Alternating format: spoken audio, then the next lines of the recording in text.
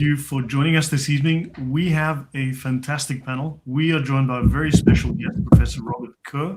And of course, we have Paul Ellis, Odon Hello. LaFontaine, author of The Great Secret of Islam, JC, also an author and a well known guest on the channel, and myself, Lloyd. And we had discussed amongst ourselves that we would talk about Jesus in the Quran, but it seems we may be discussing more diverse topics than that. Professor Kerr has some very interesting material he wants to discuss, and then we'll see where the conversation takes us. So thank you, gentlemen, for joining us. Professor Kerr, please introduce yourself, and we'd love to know more about the work that you've done and the work that you're planning to do, and your thoughts on the topics that we plan to discuss.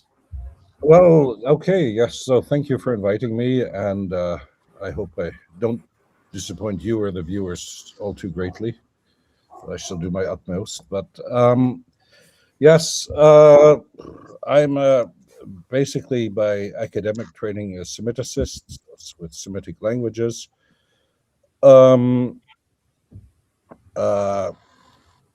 did other things before bumping into Islam. I had tried to avoid Islam. Even when I did Arabic, I kept to Arabic literature and made a detour around Islam.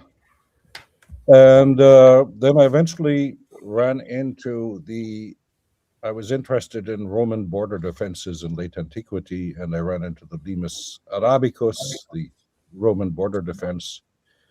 And then I realized that all of this stuff with the Quran coming from Mecca and Medina was absolutely impossible, and I wrote an article, and that seemed to be more popular than anything I wrote on Phoenicians in late antiquity or past participles in Punic and exciting stuff like that.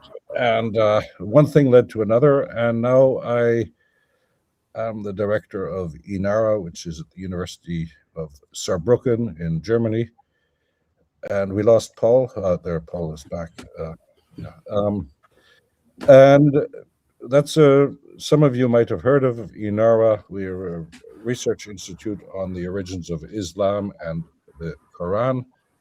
We intend to apply historical critical philology to the study of Islam and the Quran, as it is the only way to analyze texts. So it's well known for biblical studies, but also for classical studies, Homer especially.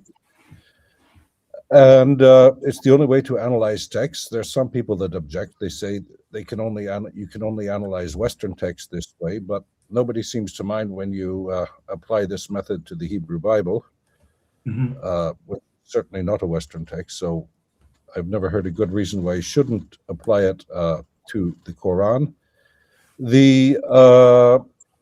It was established about nearly 20 years ago, I suppose 18 years ago. It's a group of, that time in Saarbrücken, we had a critical mass of people interested in the same subject.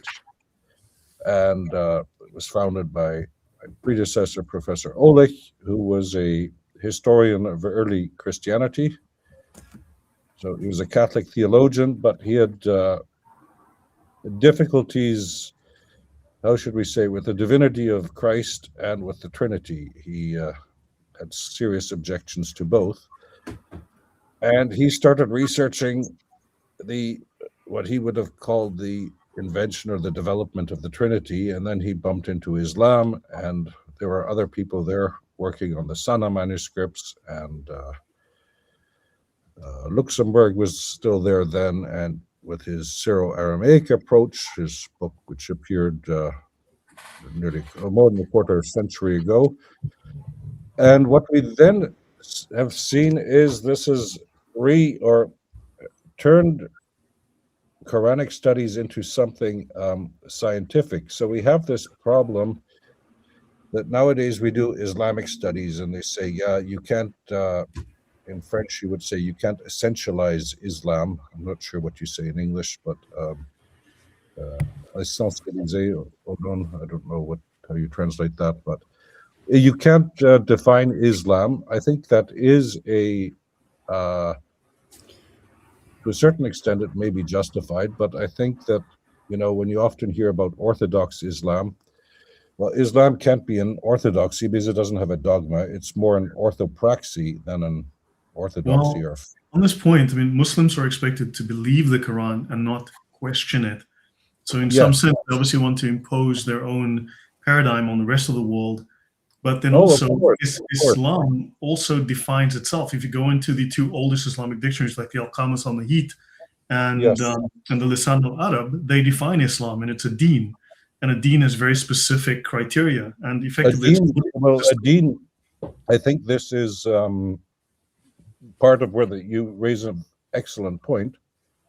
This is where a great part of the misunderstanding arrives, is because deen is usually translated in English, I guess, as religion, which it's not. It's a political system. It's a political legal system. Well, in German you would say a Daseinsordnung, an order of existence, because let's say if you take, for example, the Sharia, which is based on the Islamic traditions, largely the Sunnah, let us say, sort of a de facto canonization of the Sunnah, but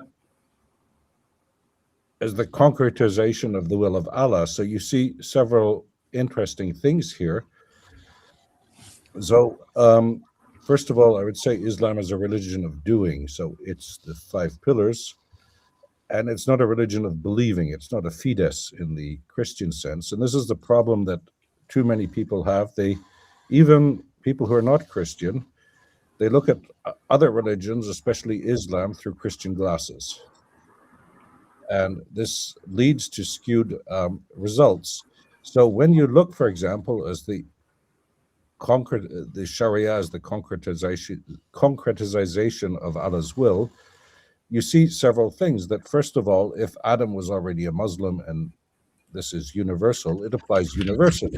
You can say Judaism is a nomocracy, so you're Jewish by obeying the Mosaic laws, but they only apply to you if you're Jewish and not to the rest of the world.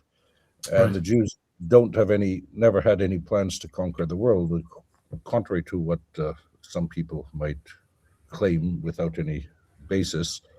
Correct. But they keep to themselves and mind their, and if you're Jewish, you stick to those laws. But Islam is universal, so it applies to all places and all times, since even before time, because according to the Islamic exegesis of the Quran, that all of the souls have professed loyalty to Allah before their temporality, before they were put into bodies, and so you actually only have Muslims and apostates. But the point being that this has several results. So to paraphrase Nietzsche, it is a bit beyond good and evil, because nobody would say that the Sharia is good or bad. It's just the will of Allah, which has to be carried out because it's the will of Allah. But this, you see, you don't have a distinction between what you have in Western tradition, in Judaism, Christianity, but even in the Greek and Roman legal systems, this idea of natural law. So you cannot, in Islam, distinguish between good and bad on your own. You need the Sharia. So this is a whole different thing. And then if you look at the Sharia, contrary to what most people tend to think, at least in my experience, is it's not a canon. Usually when people come up and they show me I've got the Sharia, what they usually mean, it's the Constitution of the Islamic Republic of Iran. But it's not codified. It's an endless ocean. But if you look at it globally, what we would say criminal law or something is only about maybe 20% of it. Most of it is ritual law. So when prayers are valid, how to dress, how to get out of bed. If I can perhaps add something here, my channel started specifically because I started reading every single Islamic Sharia manual that I could get my hands on. I have a collection of probably over 50 at this point, and I've read and I've covered them extensively. I have probably hundreds of hours of episodes on the channel just on the Sharia.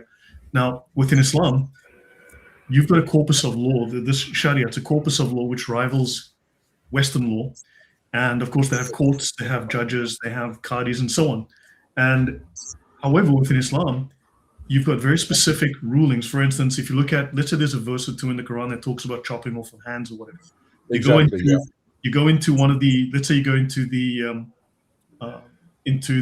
one of the texts, and you'll have 50, 60 pages explicitly defining exactly when, where, why, how. I know.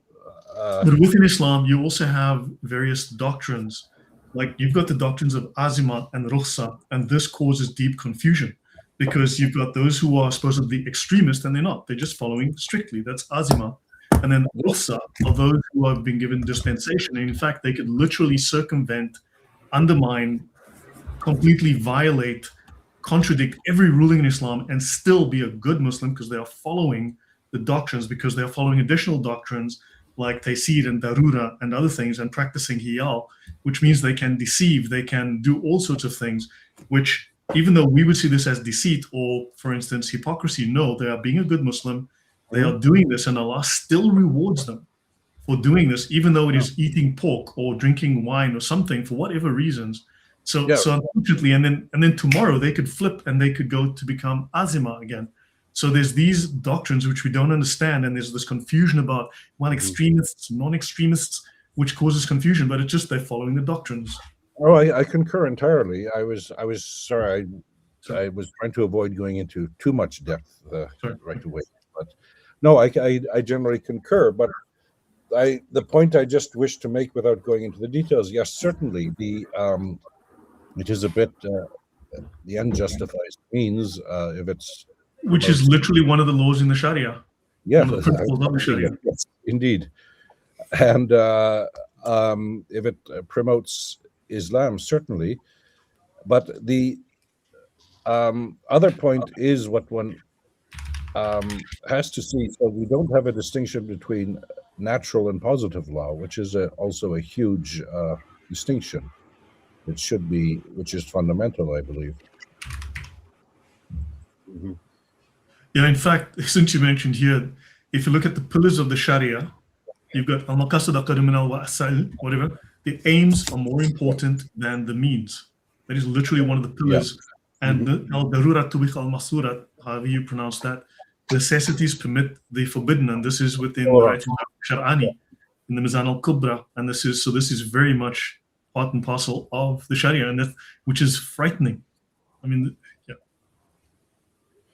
Well, I concur. What my point was, without going into too much depth, was merely to point out that the legal system is entirely incompatible with with our legal system or with a democracy because of everything laid down in the Sharia. Just a little remark.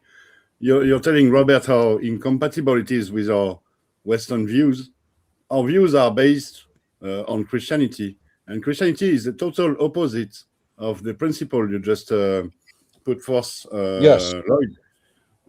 In Christianity, the means are more important than the aim. We cannot do evil in the name of a greater good. It is not Christian at all. And even in a post-Christian society, these Christian principles have remained. It shows us how compatible. Until Macron became president. Sorry, Robert, didn't hear you. Until Macron became president, you mean? Yeah, for example. Yeah, or Trudeau. It is. Indeed. But but you're basically correct. So basically, let's to keep it simple, the an Islamic democracy would be what has happened in the past in, for example, Saudi Arabia or what have you, is that you want to introduce a law regarding seatbelts, and then they asked the ulama to find a justification, and there's a hadith somewhere that says that if you go on a camel trip, you should make sure you're well girded in, so you don't, if you fall asleep, you don't fall off or something. And this was taken to mean that even the Prophet foresaw the wearing of seatbelts. So it was then put up to the vote, and of course it was 100% for, because who's going to vote against a divine revelation, let us say? Or well, put it this way, just to keep it simple: if Christianity is seen as the imitation of Christ, then Islam is seen as the imitation of Muhammad. And without being a historical critical scholar, if you read the Sirat, both have to lead to entirely diametrically opposite results, I would say, without judging either. I suppose anybody could judge for themselves. Right. You said the audience responded to your paper on Islam. Why do you think that was? What was the... Which paper? You mentioned you instead of writing about Punic grammar or something, you wrote something. Oh no! I wrote an article a long time ago, but it was why, linguistically speaking, the Quran couldn't come from Mecca or Medina. Right. And it's basically the buckle up, indeed. But yeah. So I mean, this was foreseen before the beginning of time. You have to be thankful. Without Islam, we wouldn't have seatbelts. Allah works in mysterious ways, as we say. But being less serious, no, no. But going back, so the point is, if you look at the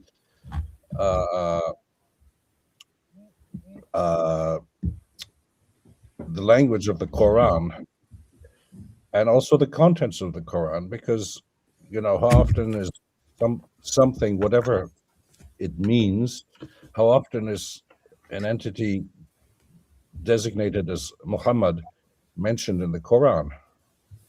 4 times, maybe? 4 times. And who is the most mentioned figure in the Quran? Jesus and Moses. Exactly, Moses and then Jesus. And if you look at the Quran, it is largely a Christological work on defining Christology against the view of Chalcedon. And if you look at the debates, especially in the Eastern Church, Oriental Church, an actuary actually broke this down. I know an actuary who did this, and he mentions he made this graph. Muhammad, Jesus, Moses, everyone else. So he says here 40% of the time. Yeah. Mm-hmm. No, but what you also find in the Quran. If we just add one little bit, I think Pharaoh gets an awful lot of mentions in the Quran, doesn't he? Yeah. I think 74 more than Muhammad. It might be mentioned more than Jesus, isn't it? 74 references to Pharaoh. Yes, he's obviously a favorite character for the author. Well, one thing is also that if you look at the names in Arabic, they are, so it's clear that they're not based on a Arabic tradition of these names. Mm-hmm. So the most of the biblical figures in the Quran are Arabic transcriptions of Syriac renderings of these names. For example, you see something like Ismail, which, in Hebrew, Ishmael is pretty transparent also under the circumstances of his birth as described in Genesis, God heard. But if you look at the Arabic writing of this, it's clearly a transcription. I'm trying to make you the primary speaker, but I am not succeeding. Oh, no. We can share the screen. We can share the screen. We can. I don't need to look at myself too closely. I'll put you up top there. but the point being that they're transcriptions, so it's not based on an Arabic tradition. It depends on the Syriac, the Peshitta, and as Luxembourg pointed out, that the reason why Abraham is now called Ibrahim in the Quran, he was of course originally Abraham, but they no longer understood the old Arabic orthography. And then you have funny things, for example, like Pharaoh, which is of course an Egyptian word. In the Hebrew Bible is transliterated pretty much correctly, not in Arabic. And you see, for example, in the Sirat al-Nabiya, the biographies of the prophets, you see this, for example, with Joseph. So it's not in the Quran, but in the Arabic tradition, where the guy that buys Joseph in Egypt is called, in the Quran, it's just Al-Aziz, but the mighty one. But in the Sirat of the prophets, he's called Kitfir, which is the same rasam as Potiphar, but they had no idea how to point the word. So Potiphar is an Egyptian name. Kitfir is just, do you have any idea what's there? Well, do something, put them, Arabic does offer a lot of possibilities on how to point letters.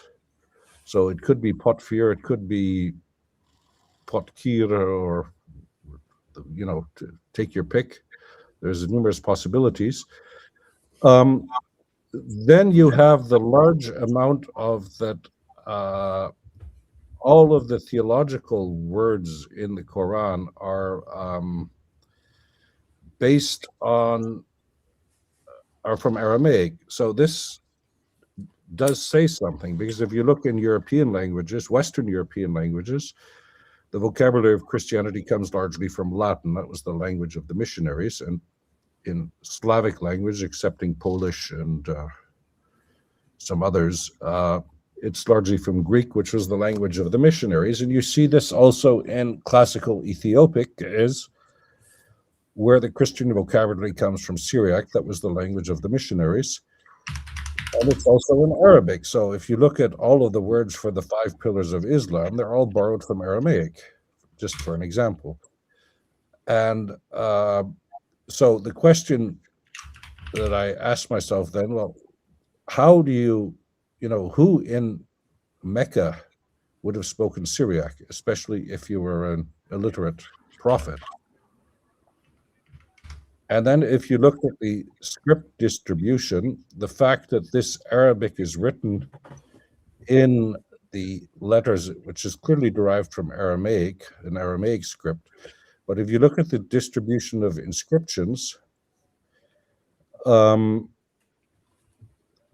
Aramaic was largely used north of the Jordan, or to the other side of the Jordan, not towards this side of Israel and Syria and what have you. And only incidentally, at Ma'adin Saleh, which was a Nabatean entrepot, but not in Mecca and Medina. And there you used, so if you look what happened, you have the old South Arabic writing. I don't know if you have a picture of that, Lloyd, but... Of which, sorry? The Sabaic inscription, just type that in. You might find it.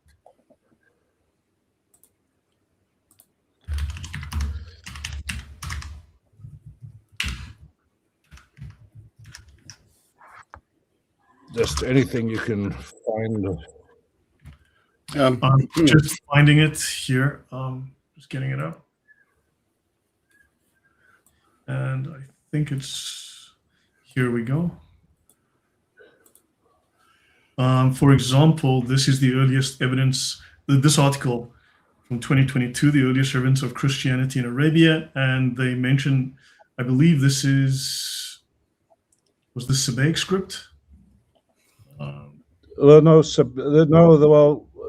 let's say that on this inscription, if something was written in Mecca in the 7th century, it would have used a script not exactly like that, but similar to that. which is I'll just ultimately in the root. Pardon? Ah, Here we go. voila. C'est mieux. That's better. Yeah, so this script, what you're pointing to there, it's derived from the Canaanite alphabetic script, which was used in the Levant and in Syria, Ugarit, in a cuneiform version.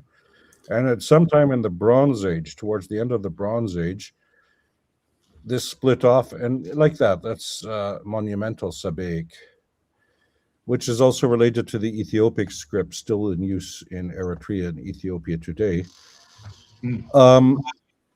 And this originally comes from the Levant, but went to Yemen and had a life of its own. And you see that Arabia up to the Jordan was largely under the influence of Sabaic culture, voila, like that. And so if the Quran had come from Mecca or Medina in the 7th century, it would have been written in a script similar to that or based on that.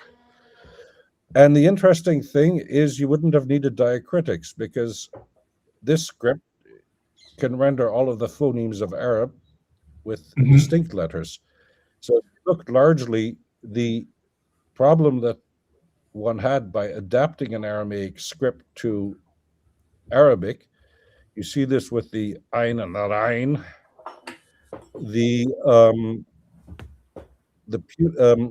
Aramaic had lost the Rain, a long time ago, hundreds of years before. So they took the sound that was most similar and they put a dot on it on top, and then you get to Arain. And but if you look, for example, at the Kirat in the Quran, so this proves the oral tradition of transmitting the Quran. Tabari gives a funny story about this, but if you look at the distinctions, even if the Ra and the Za, the Zain, the Z, and the Ra, the R, well, you can't invent a sound change that has where Z becomes R. So it's either one or the other. So they couldn't always distinguish it. Potiphar Kitfir is a good example. So the Fa has one dot on it, and the Qa is the same sign with two dots on it. So say Kitfir or Potiphar. So the script definitely points to northern Syria. And for example, if you look at Greek epigraphy, so when they wrote names, because Greek was a common language in the Near East until Islam, Syria, Lebanon, even Jordan, the Christians, the Chalcedonian Christians anyway, spoke Greek often. The further you went into the desert, the less Hellenistic they became. But the point being that if you look at the names in Greek where it's vocalized handily, when you see Semitic names, it's hard to determine to which language they belong, but the diagnostic indicator, the easiest diagnostic indicator of Arabic is the definite article al. And in northern Syria, you find the greatest concentration of names with al. And what's interesting is that you have this phenomenon in Arabic pronunciation called imala, which is where the the short a, can become pronounced like an e, so el. And you often find this rendered in Greek inscriptions with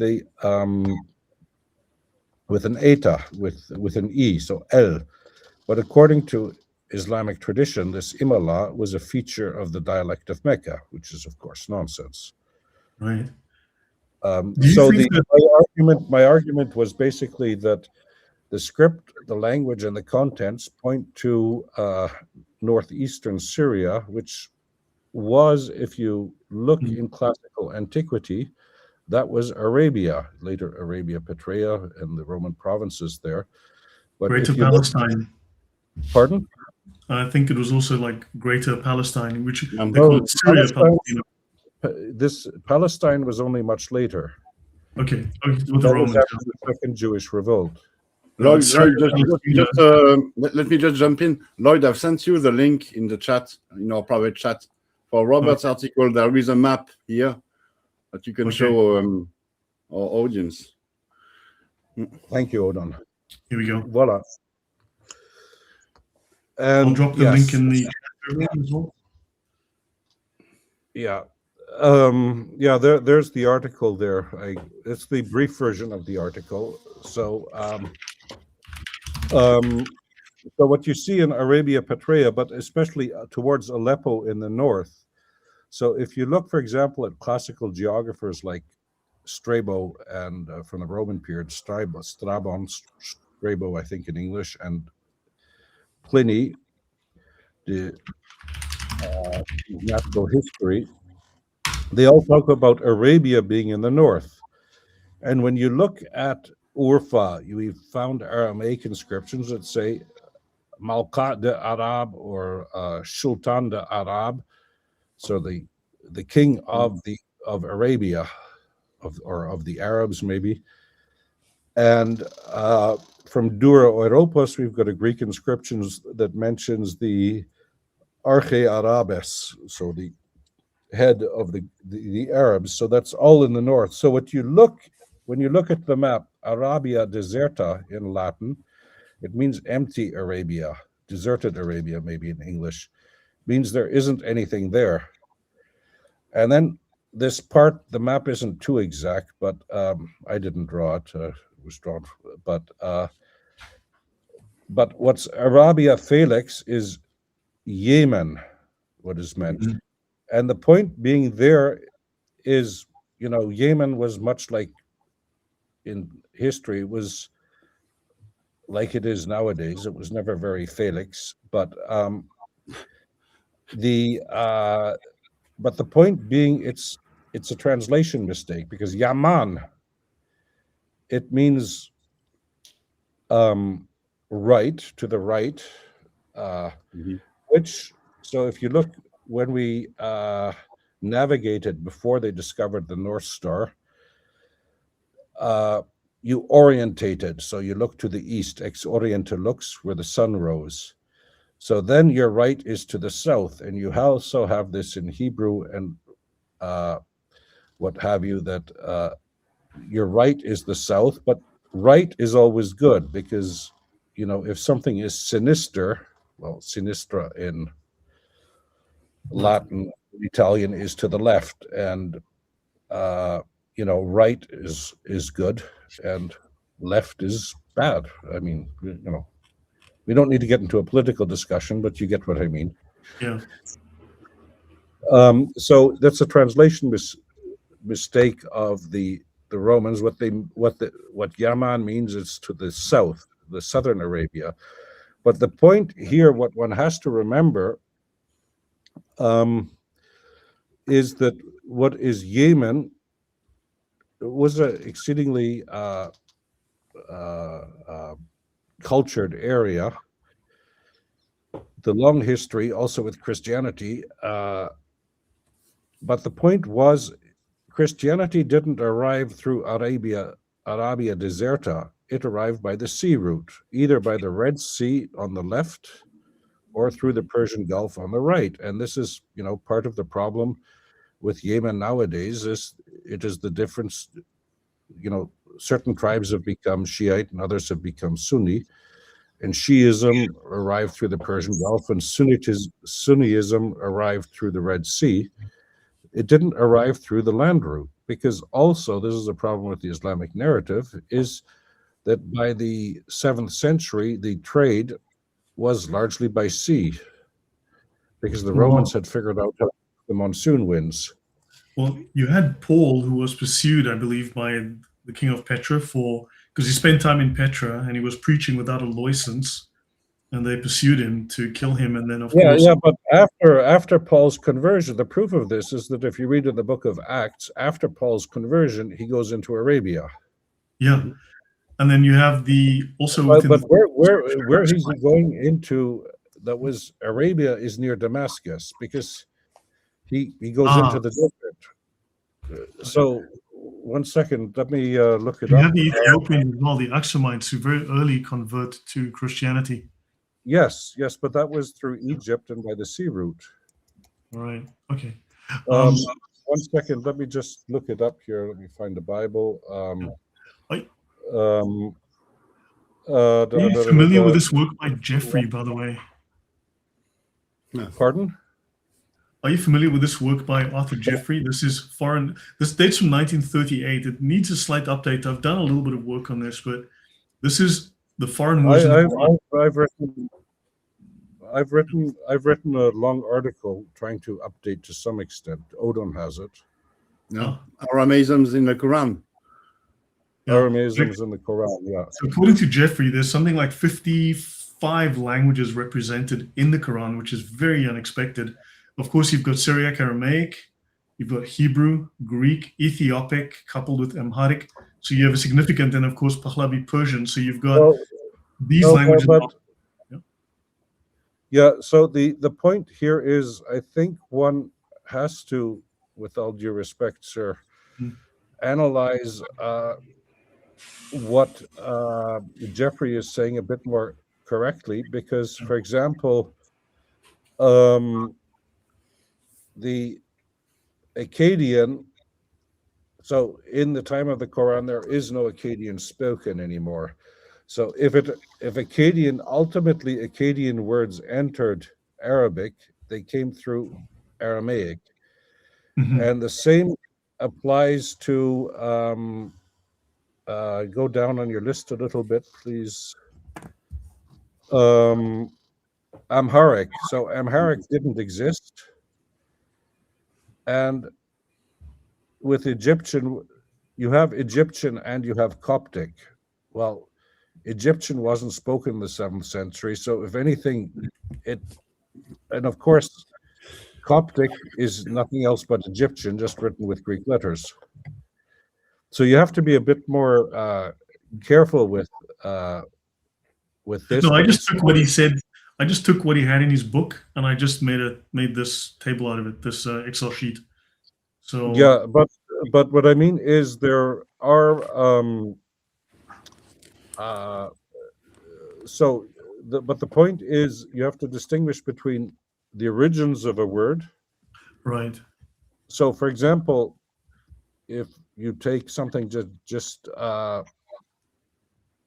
falls into my mind. So if you look at our word sesame, you have it also in Akkadian, shimshamu. And it's not an Akkadian word, it comes from somewhere else. It's a term that wandered with the product. So you could say that probably sesame comes to us from Akkadian, but it's not directly an Akkadian loanword because it went to Aramaic and then to Greek and to Latin, and then it eventually came to English. So you have to distinguish between the origins of the word and how it got into Arabic. Right. May I ask a question about this topic? So, am I right in thinking? Sorry, go on. But this does show us it's not a pure Arabic Quran because the language. Certainly, I concur. The basic tenet. So Jeffrey's work is brilliant, and it needs an update, and I tried to update it somewhat. And Odon is blackmailing me to write a new version of that, which I am in the process of doing. But it takes time, among other things. But it's something I intend to. I hope to do. Sounds good. So this is all very interesting. It needs a update, but so the point you raise is valid. And sorry, JC, I'll shut up in a second. But the point being that if the Quran came from Mecca, besides, so as I said, the language of the Quran points to northern Syria. The script of the Quran points to the same place. The contents of the Quran, so if you look at the Christological controversies at Tur Abdin and other places among Arabic theologians,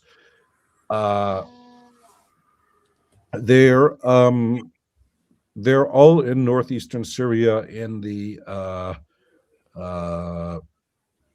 centuries between Chalcedon and supposedly the appearance of the Quran.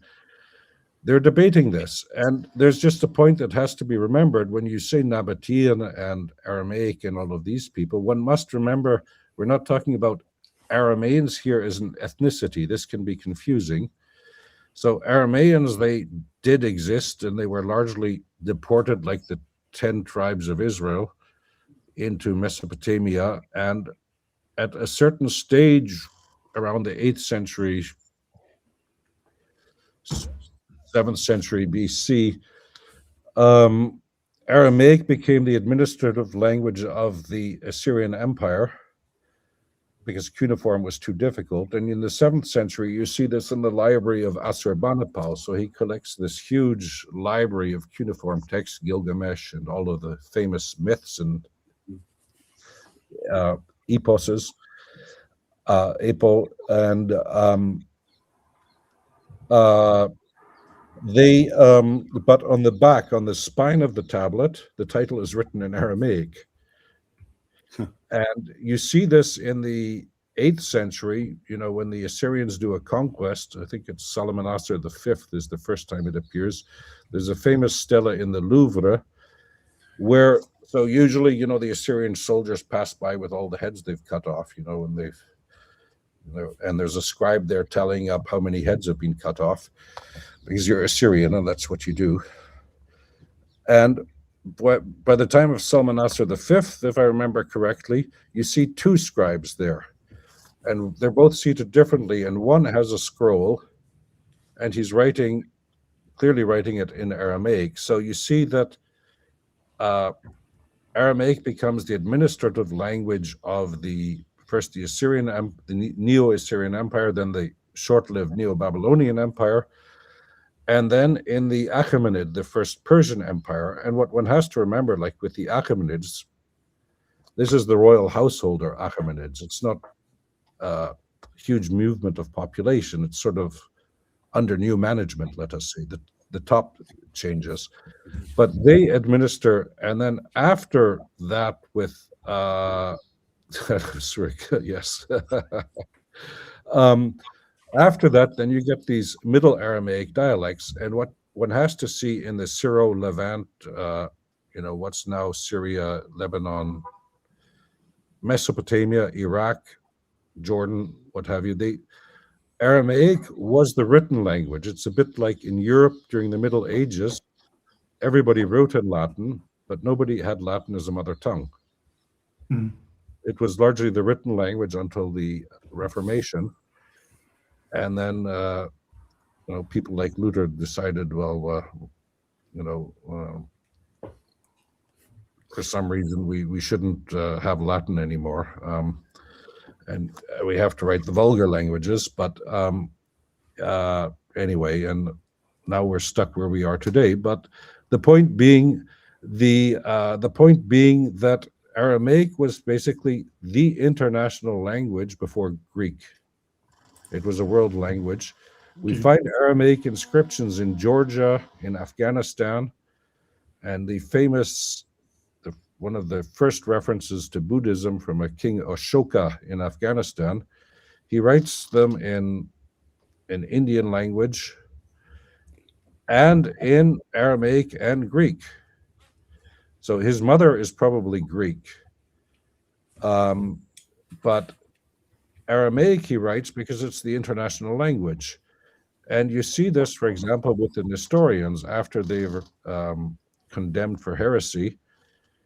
They cross the Euphrates and they have a great career in Persia, in the Sassanid Empire. And they basically go all the way to China. And that Odon knows more about that than I do. But so Aramaic was the international language, but in the Middle East, it was the liturgical language of the church. But the people who, let's say in Syria and Jordan, Lebanon, who used Aramaic were ethnically Arabs. That should be remembered. Mm-hmm. Hmm. So when we talk about Nabateans, these are Arabs, but they write in Aramaic. And what you see sometimes in Nabatean inscriptions when you read them, so the names are Arabic, and there's a lot of Arabic loan words in there. And sometimes, you know, there was a while ago, but I was reading a tomb inscription, and a guy makes a tomb, and he says it's for his second wife and the children he's had with his second wife. And he sort of doesn't want his first wife, he's really upset with her, to have anything to do with the tomb, nor the children he had with the first woman. And he basically disinherits them. And there, the inscription, you know, there you get into Arabic law. So he doesn't know the Arabic words for this. And then all of a sudden you find the last phrases of the inscription are clearly in Arabic, thinly disguised as Aramaic. And sometimes it's all over the map. So you have some inscriptions that start in Greek, and then the guy says, oh, shit, is this a aorist or is this a medium passive? No idea. Let's just switch to Arabic. And they write the rest of the inscription in Safa'itic or something. So it's a linguistic milieu there, but the important thing to remember is Aramaic is not an ethnicity. The Arabs are there. And the other thing is, if you look at the Arabic conquest of the 7th century, you know, even if you accept the historicity of Mecca and Medina, for which there is no evidence, but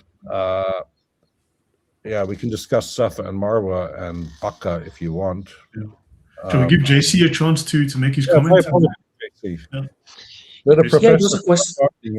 If I may, Yes, a question sure. about what we have seen on that spreadsheet a moment ago, which is, I assume I could be wrong about this. In order to assess if a word is from a particular language, that work would be done post diacritics. But if we were to look at the Rassam only, some of them, they may have been different languages. Would that actually be correct? That some words now, maybe they are Arabic, but in the original form, the diacritics were in a different place, and it would have been basically borrowed from a different language, and we don't have a way of knowing? Oh, in some cases, there are words in Arabic that, you know, we don't really, in the Quran, which we don't really know what they mean, and you can point them differently. And depending how you point them, because it's clear that, so even if, as I said, you look at the Qira'at, you know, the Qira'at basically implies that there's several hundred canonical readings of the Quran. And, you know, because all of the canonical readers have students who have students and what have you. Yeah. We had Hudson So there's no, yesterday. She's got 37 in her possession, 37 different versions of the Quran.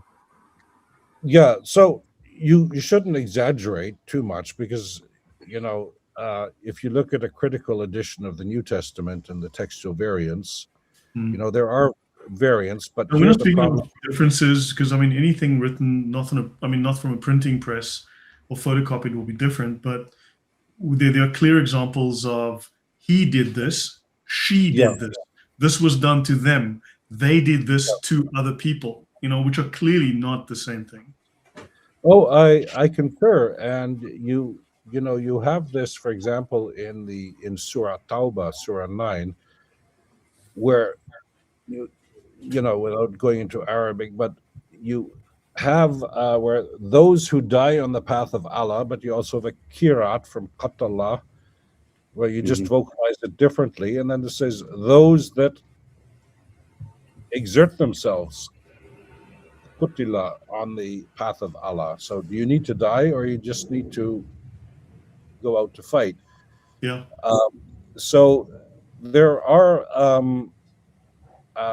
yeah, so JC, you could, if you wanted to, you know, probably develop an algorithm to, you know, calculate to present all of the possibilities. If you just take the Rassam and all the possibilities of pointing and all the possibilities of vocalizing. So, because it's clear that the early Qurans were not neither vocalized nor pointed. So there must have been a reading tradition, but it didn't last long. Otherwise, you wouldn't have the qira'at. And secondly, so what Tabari has this really humorous story where he says the first written Qurans were pointed and vocalized and what have you. And then they got rid of it so that everybody could read the Quran in their own dialect. Which, so obviously Tabari is aware that the old Qurans don't have pointing and vowelizing and what have you, and he has to invent an explanation that sounds convincing enough. Mm-hmm. But the point is, your graph taken from Jeffrey, I don't want to micro-criticize it, but the point is well taken. So the question that you have to ask yourself, where do these loan words come from if you're in Mecca? So how many people spoke? So Syriac and Aramaic are basically the same language too, I should note.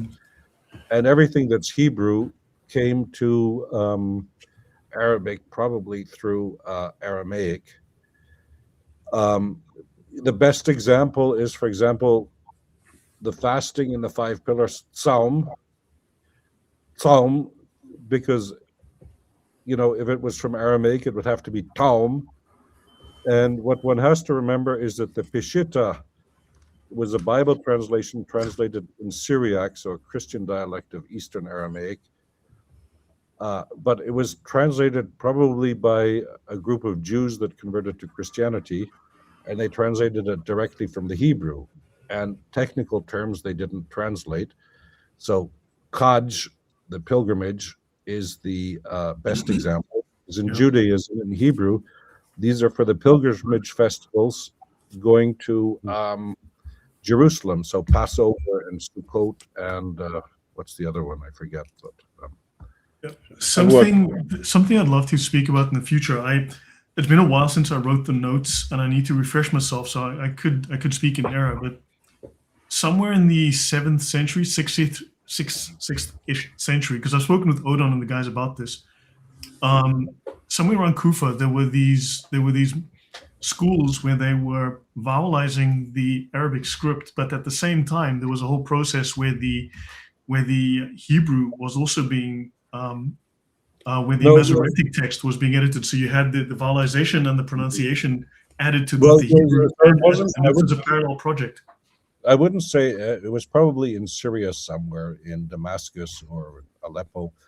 So this is what is interesting. Your point is well taken. So the point is this starts with the Masoretes. No. But you have the Kerrites also heavily involved, and they were also translating everything from Hebrew into Arabic using Arabic script. So there's influences there as well, which one needs to look at more closely. Yes, but the point is that, for example, if you look at the Jewish Masoretes, so the point being that Hebrew had ceased to be a living language.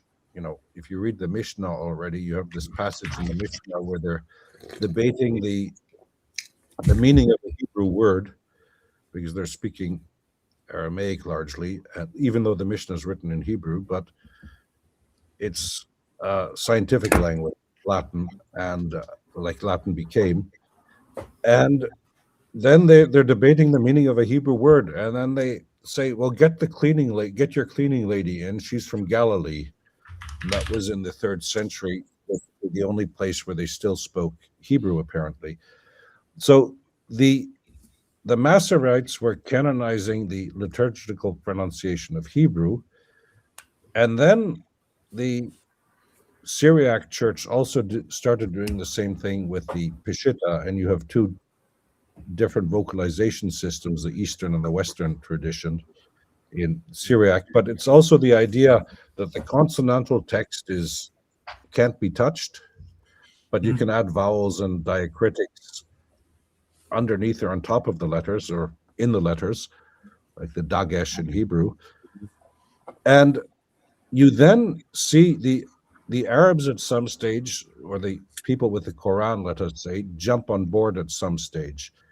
And you are right, there is a certain interaction, because if you look at the fatha, the A in Arabic, the dash on top of a letter, well, it's a closed A vowel, and in Hebrew, it's a stroke, it's a dash underneath a letter, and it's called the patah. And in Aramaic, if I remember, in Syriac, if I remember correctly, it's called the patucha, putuchu, patucha, something. How depending how you pronounce Syriac, but patacha, basically originally, it's the same. It's the same vowel.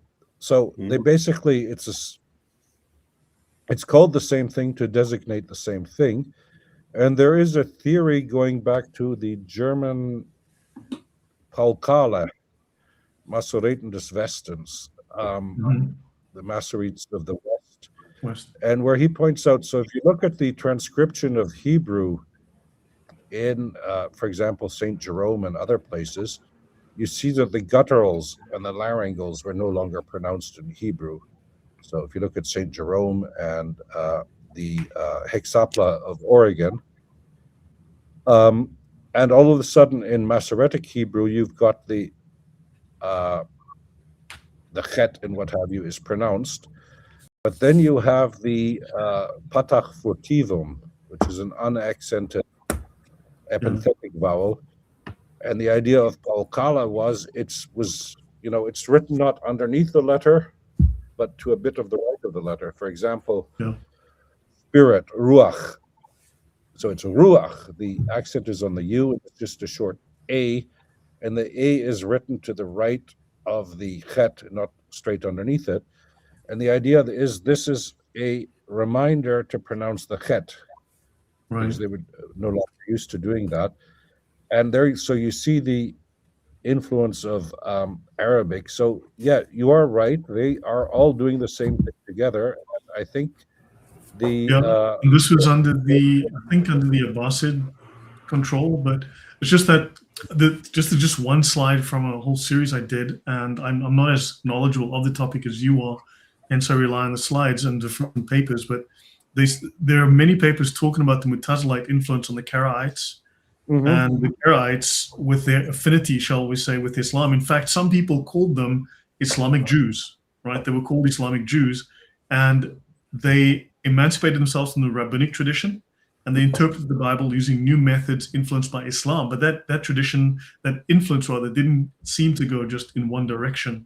So there was a lot more cross-pollination. So Islam and the Quran didn't develop in isolation. Clearly, there was some kind of copying going on. I concur. So the problem is that our designations of Christianity, Judaism, and Islam, this is, we're talking 1,500 years later, let us say, roughly among friends, that these distinctions weren't always clear, as clear-cut as they would seem. So even if you take, for example, the little pharmacy of Epiphanius of Salamis, the Panarion, when he talks about heresies, well, he's being, very Aristotelian with his categories, how he arranges them. But whether there was actually a lot of these heresies, whether they actually existed, as an official movement, I kind of doubt. There were tendencies, when you go to this area, they had problems with the divinity of Christ. When you went to this area, Christ tended to be viewed only as a god and not as a man. And, there were general tendencies. If these people were nominalists and followed a Gnostic epistemology, then of course they would be highly subjective, but they would still follow within the tradition that was common to their practice or their area or their teaching. Well, yeah, and with Gnosticism, you have to distinguish between what you have in Egypt and what you have in Mesopotamia. And of course, because the Sassanids closed down the Mesopotamian temples, and a lot of these priests sort of became itinerant. Yeah, you shouldn't use the word syncretistic anymore, but I'm not using it in a scientific sense, just in a descriptive sense.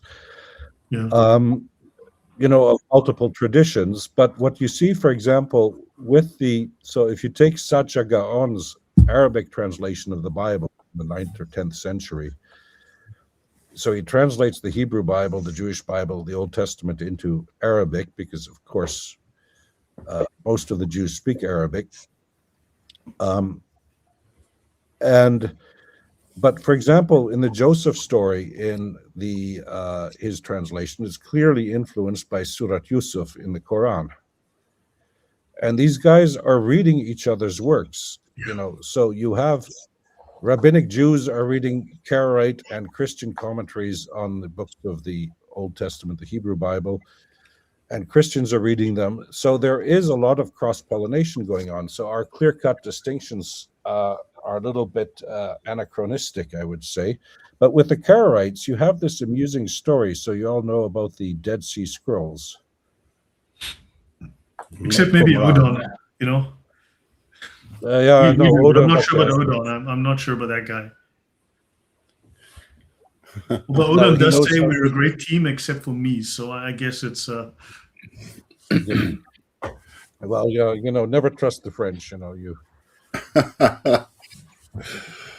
But I won't get involved in your domestic disputes.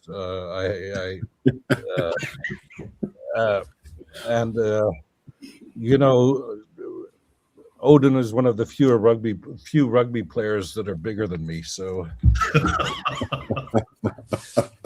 and I have to go to Paris again, and he waits for me at the Gare du Nord with his friends, and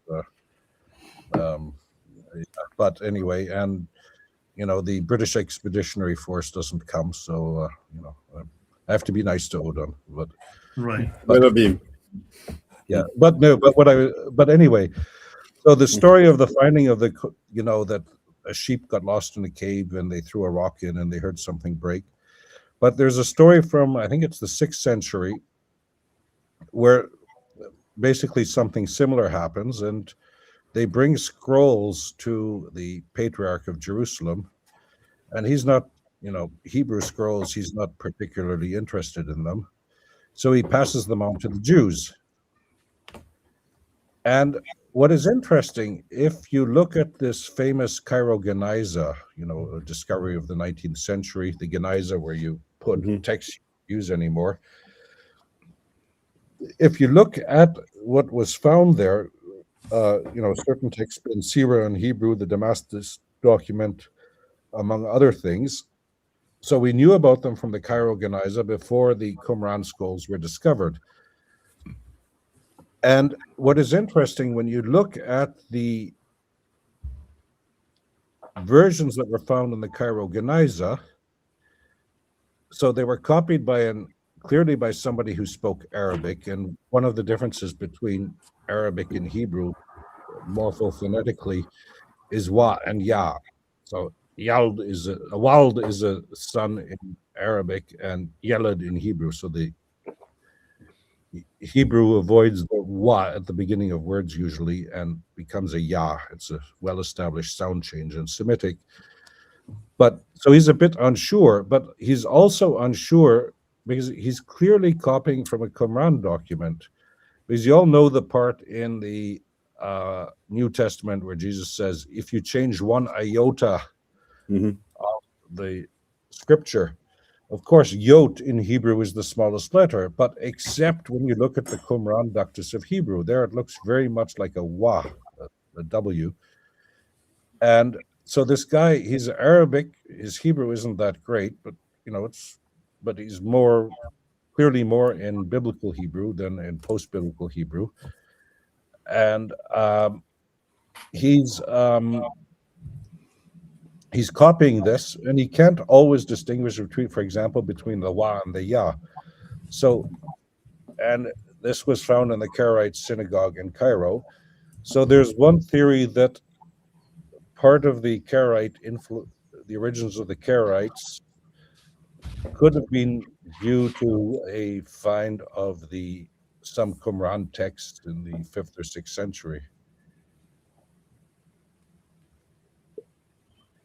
But that's just a thought. So the Karaites, that's complicated, but yes, they certainly do have a. But then with Karaites, we also have to distinguish between the Karaites in the Byzantine Empire and the Karaites in Palestine and what have you. It's not a unanimous, a uniform group, but yeah, good. Their origins are a bit murky, and it of course depends who you ask. If you ask a Karaite, that's the real Judaism that goes all the way back to Moses, and everybody else got it wrong. But I suppose that's the nice thing about heresy.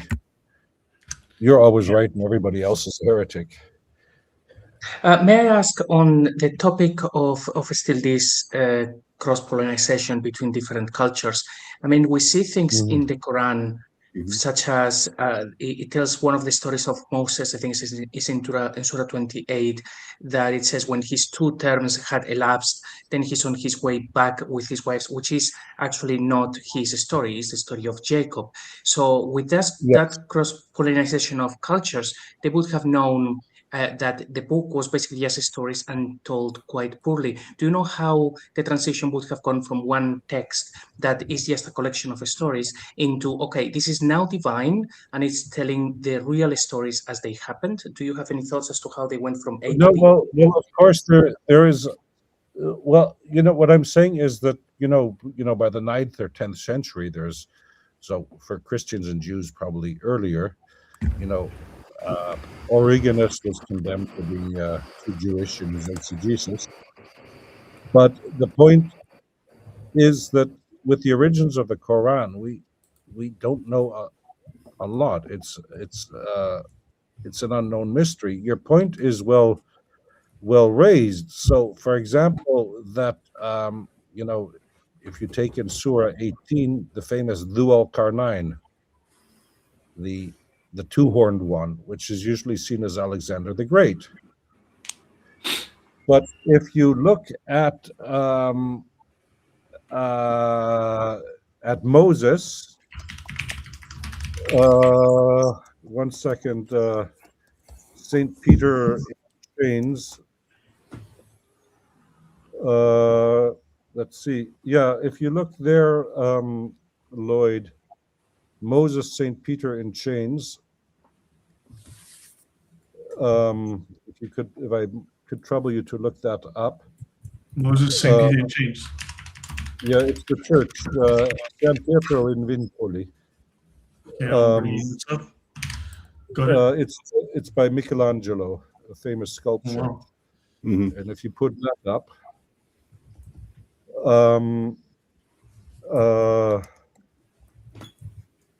You find a better am I copy. seeing it? Yeah. And there you see Moses in chains. So if you look at where's my Bible? Do I have an English Bible here? No, I only have a French Bible. But if you look in I'll look it up online, Exodus 34, I believe. And Exodus 34, one second. It is I need it. I don't need the Jehovah Witnesses translation. Voila. In KJV or Yeah, no, in the one second. I don't want Bible study questions. Just give me the Bible, man. Oh yeah. And Moses 29, and when Moses came down from Mount Sinai with the 2 tablets of testimony in his hands, he was unaware that his face had become radiant from speaking to the Lord. Mhm. That is, I don't know which Bible translation that is in English. NIV. This one is NIV. But- Yeah. Is that NIV? Yeah, this is NIV. It's just the default that came up. Okay, what does it say in the NIV? When Moses came down from Mount Sinai with the 2 tablets of the covenant law in his hands, he was not aware that his face was radiant because he had spoken with the Lord. So basically the same as yours. What verse is that? My Bible is going 29. all over the place. 29. 29. Okay, now let us then go to the Hebrew.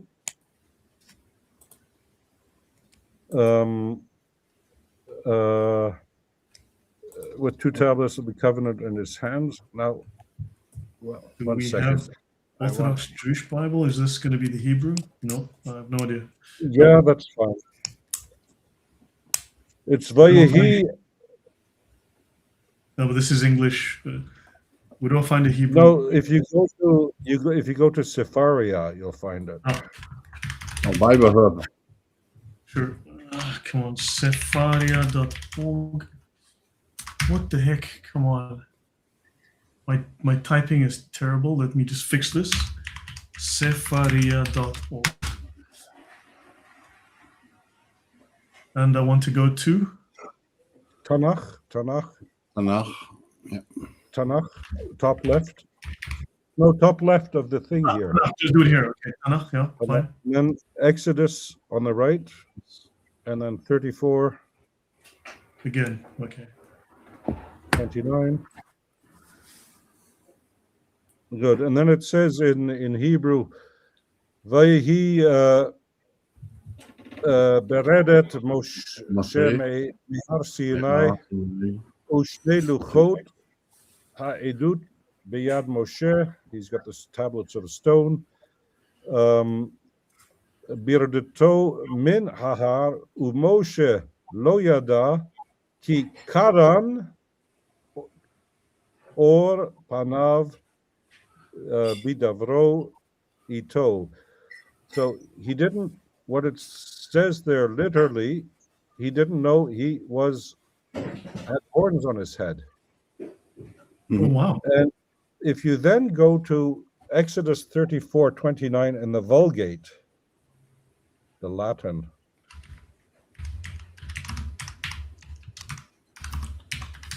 Where do I find the Vulgate? Let's see. Yeah, it's the only real Bible translation. But comque decenderet Moises de monte Sinai tenebat duas tabulas testimonii et ignorabat quod cornute esset facies sua ex consortio sermonis domini. He was horned, quod cornuta esset, that he was horned. This is where Michelangelo gets it from. So the point is the dual carnine. So if you look at Bible translators, and especially biblical lexicographers, this is also cross-pollination at its best. So you had a very brilliant German Lutheran Hebraist in the 19th century, Gesenius. He was brilliant, but even Homer sleeps sometimes. And he didn't like the idea of having horns. So he found in pre-Islamic Arabic poetry, and it's also used one time in Haggai, I think, karan is used as a verb to indicate the first sliver of the sun at sunrise. It looks like a horn, the first So sun. Dulcarnain doesn't necessarily come from the Alexander Romance. Maybe portions of it are borrowed from the Alexander Romance. But you could make the argument. You could make the argument here that it's still referring to Moses. It doesn't need to be. That is crazy. But this is then going to JC's question. So something went different in transmission, but then you could ask yourself how this is revelation, because if you look at Surat al-Kahf, the Surat of the cave, which is of course the legend of the 7 sleepers of Ephesus. Well, why would that need to become a revelation? Because it was a folk tale that was well known. There are dozens of those. Paul, you're sitting there so quietly. Do you have any thoughts you want to add? Yeah, I've got a few questions, but actually, on the Dulcarnain point, I have a thesis on this, that the Quran author, well, go back a little bit, that Heraclius had, borrowing from Stephen Shoemaker's book, The Apocalypse of Empire, that Heraclius had presented himself as the last emperor. He thought his defeat of the Sasanians was the beginning of the Golden Age and the defeat of Gog and Magog and so on. And he had produced this work, the glorious deeds of Alexander, to basically big up himself, as put himself in the role of the last great emperor. And the thesis originally comes from Reining, who did a lot of work on the Alexander romance, and it's basically a hybrid of Daniel and Gilgamesh epos, and so it is imperial propaganda. I concur. And so the Daniel point, of course, very good, because because Alexander the Great appears in the book of Daniel as a ram with the two horns, butting away the Medes and so on. So this idea of Alexander having two horns was already there back in the Hebrew Bible. It was already there, but the point is, if you look at Mesopotamia, and this is where you see where the problem. So if you type in the Lloyd, the Naram-Sin stela, Naram-Sin, Naramsin, Naram-Sin stela. Voila. Naram-Sin stela. There we go. Picture, just a photo. Picture is good. It's in the Louvre in Paris. So yeah, that's a good one. Yeah, I could make it big. Yeah. So what's interesting is you see that most of what people says about Western art is incorrect. Because if you look at the depth and the perspective, because everybody is looking up. So if you draw lines from all of the eyes and you go to the top of the stela, go higher, they're all looking to the two images of the gods. And but that's beside the point. But the guy there on the left, the bloke there, that's Naram-Sin, the grandson of Sargon. So we're the first Semitic empire in Mesopotamia, let's say roughly 2200 BC, 2300 BC. Mesopotamian dating is a bit, but sometime in the middle of the second half of the third millennium. So he's got a woolen hat on, which is the symbol of royalty. He's a king. They wear woolen hats, and maybe that's why woolen hats are back popular today with hipsters. But but he's also wearing he's got two horns sticking out, as you see, and this is the apotheosis, and this is, of course, why everybody doesn't like to translate Moses as having horns, because it implies that he somehow became a divine in which would sort of defeat the purpose of monotheism, I suppose. But don't quote me. But the Sargonic, which is the first Semitic empire they replaced the Sumerians for a while. They made this huge empire into Syria and elsewhere. But these were the first kings. So when you write uniform, that's the writing you see on the right. But you also use categories. So if a person's name, they'll use the sign Lutu, which means it's a man, and if it's a god, they'll use the sign Dingir to indicate it's a god. And Akkadian kings were divinized, and they became gods, and the horns are the symbol of their divinity.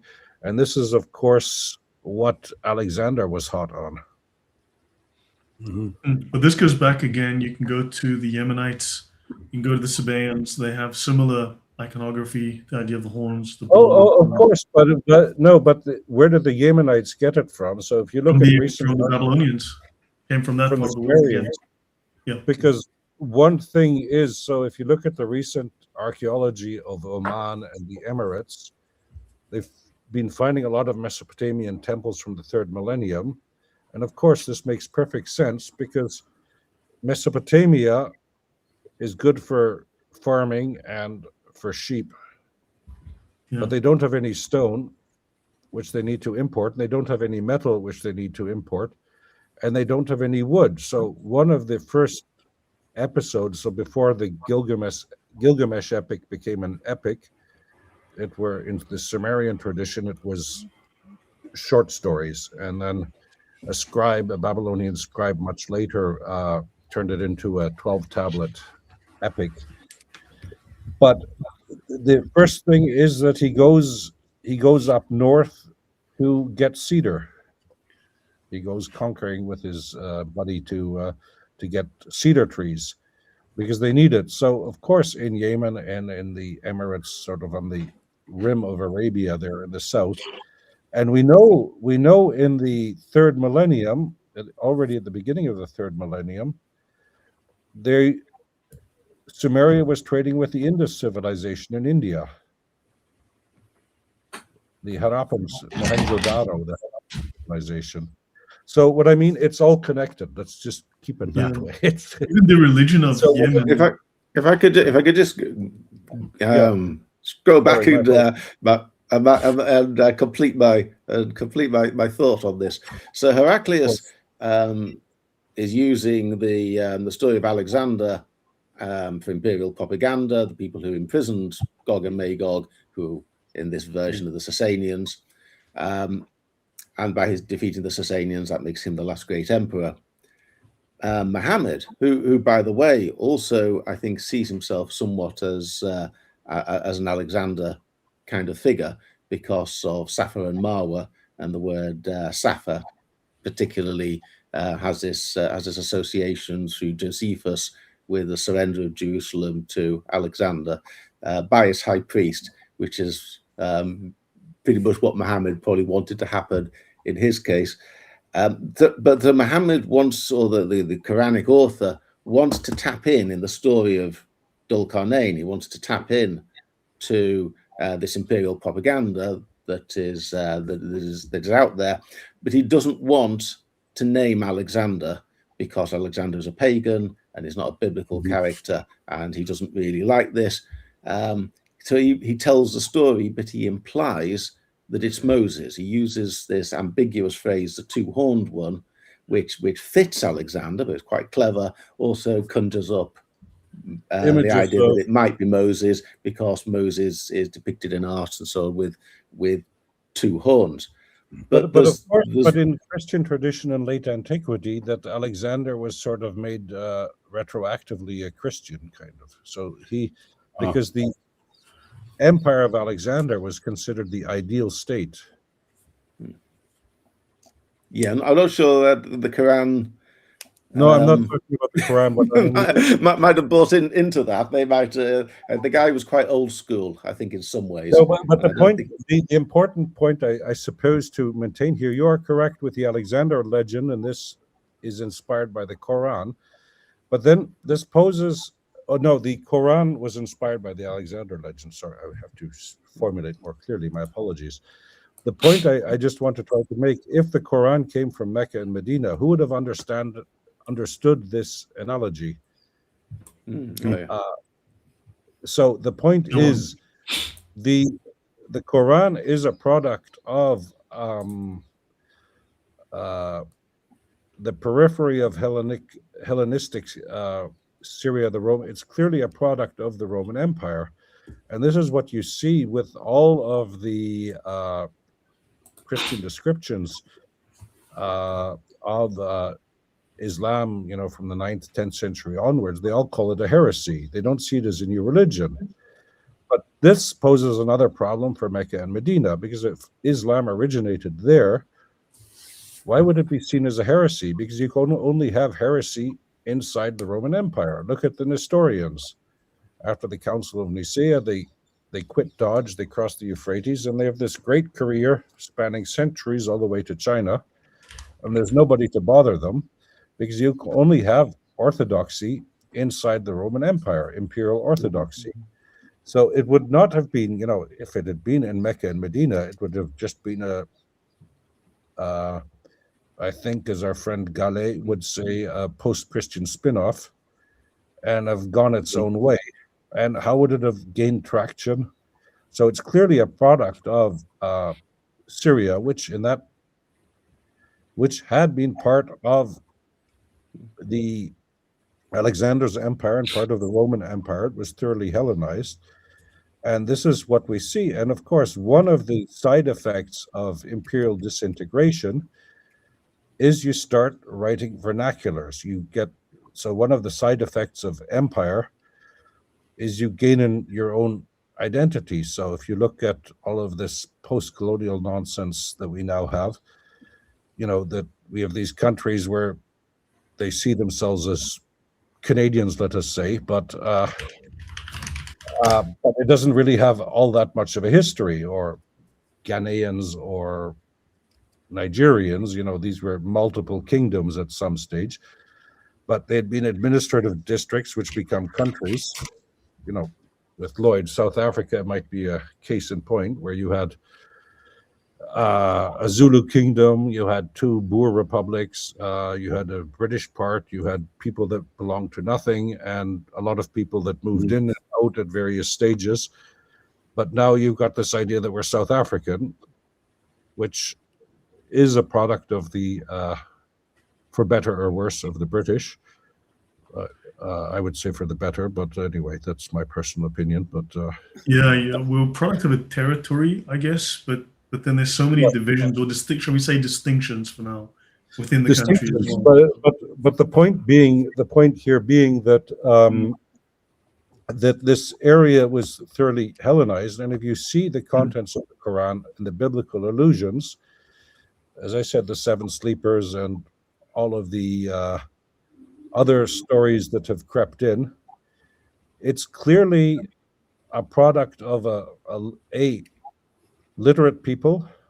I mean, these are theologians at work here. This is not an illiterate spediteur, a caravan dude, musing on God in his spare time and talking with Gabriel. And if you want to understand the classical Islamic story of how the Quran was revealed, just read Daniel 9,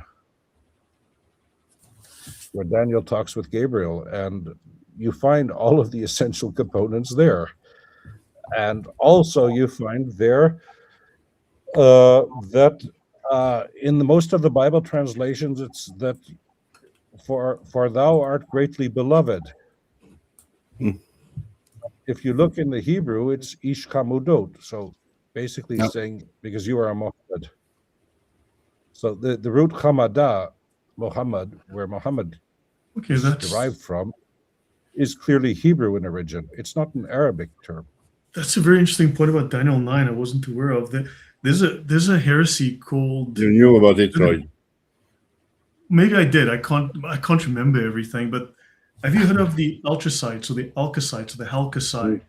Because we spoke about it on the channel. There was a group from Iran, effectively today. Alkasai was a man who was visited by an angel and given a book. Sound familiar? So he was given an angel, and there's so many parallels with the story of Alkasai, how he was given a book and sent off as a messenger, and the nature of the angel and the message and so on, and some of the practices and what Muhammad did. There is such a parallel. They're not identical, of course, but there are incredible parallels there. So, and these guys were basically an offshoot. They were basically heretical Jews, but like seriously Gnostic, heretical. What's the other thing? Not Gnosticism, Hermetic. They were sort of Hermetic, Gnostic, Kabbalistic, Jewish heretics. But their parallels with Islam in many ways is very interesting, and they borrowed heavily from the Hebrew text. So that's interesting. Oh, yeah, it's interesting. And of course, I mean, this is, talking with angels and getting stuff revealed by angels. Of course, this is a great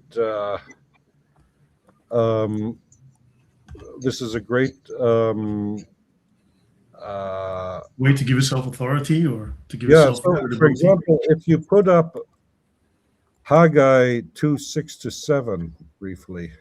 Okay, give me a second. Let me go find that.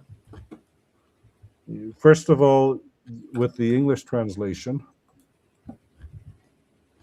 Okay.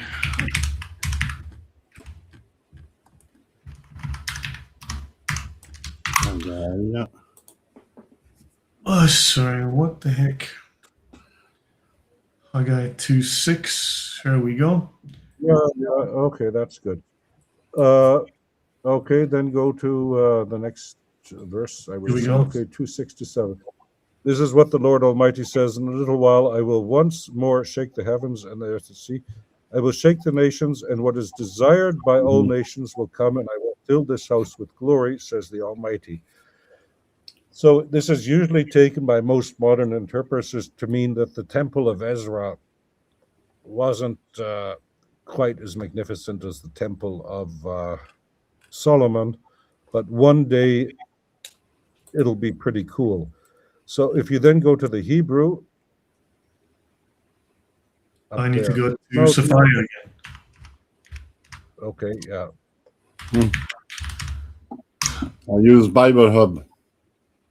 Okay, Bible so Hub is- where do I go? For Haggai, let me Tanakh again. knock again. And then go down. You go down because it's the latter prophets. Haggai. So, yeah, 2 2, and 7. 2, and 2 6s here. yeah, and good. And so then you see where you have in. One second, I'm doing something wrong here. My wife tells me that a lot. Hamdat, it's just above things. The precious things. It's the word Hamdat here. Yeah, the Chemdat Hagoyim. Hamdat Agoyim. Above, Yeah. above things. V'hirashti et kol hagoyim uva'u chemdat kol hagoyim. So this chemdat is, of course, the same root as Muhammad. And what is the? How do they translate it in your translation? Where are you? The precious what is things. the precious things. So now go to the Vulgate again of Haggai 2:7.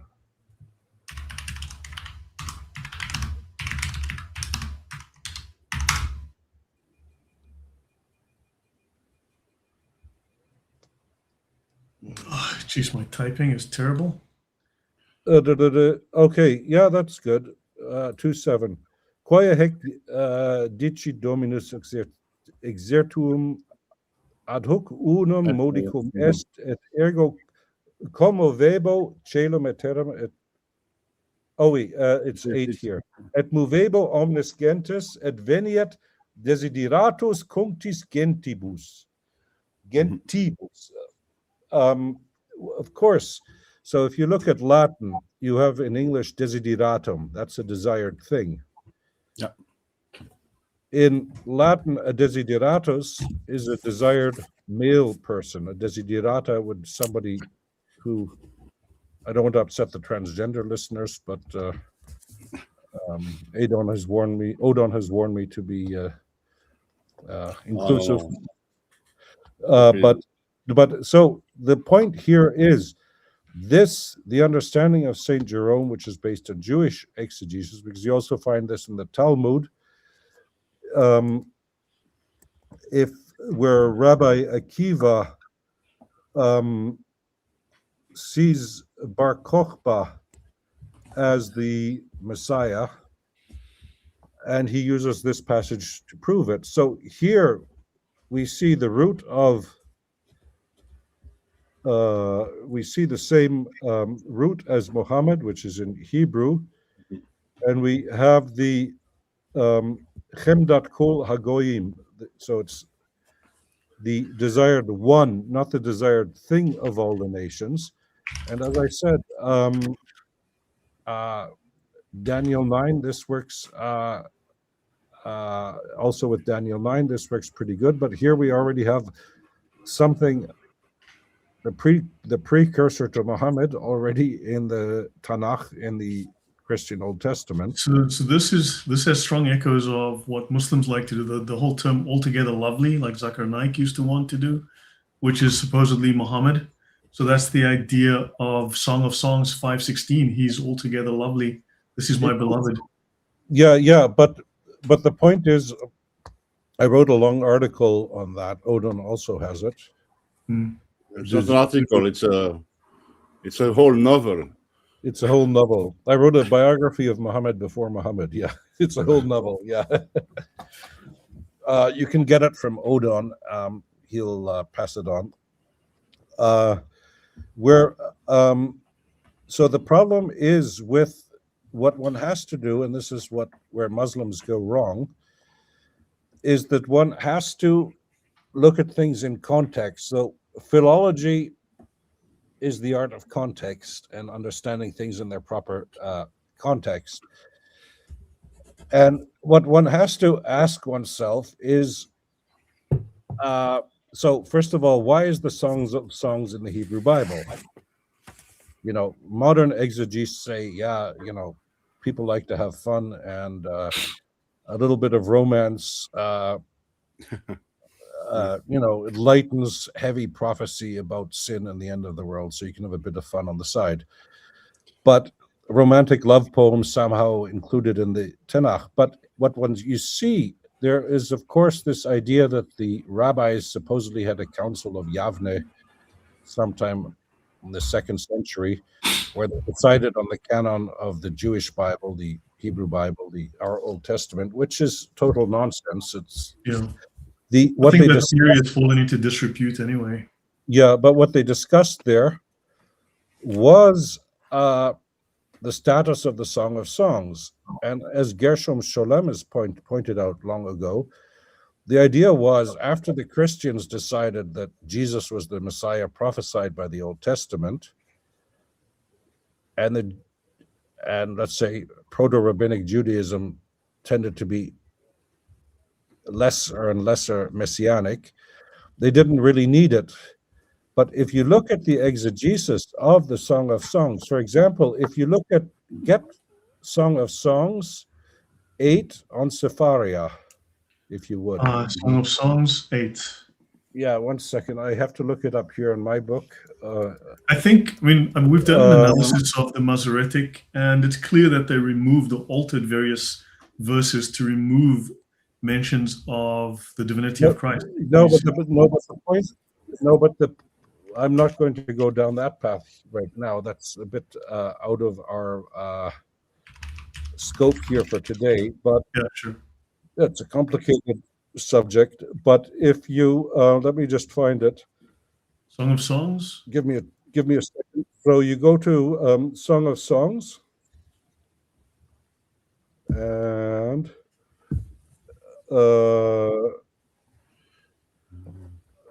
1 second. 5. Which Pardon? one? Pardon?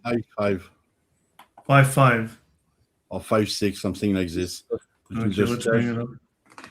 1 second here. 5 or 5-6. Here we are. 1 second. Let me just. Darn it. I'm trying to get my computer to cooperate here. I think I have it.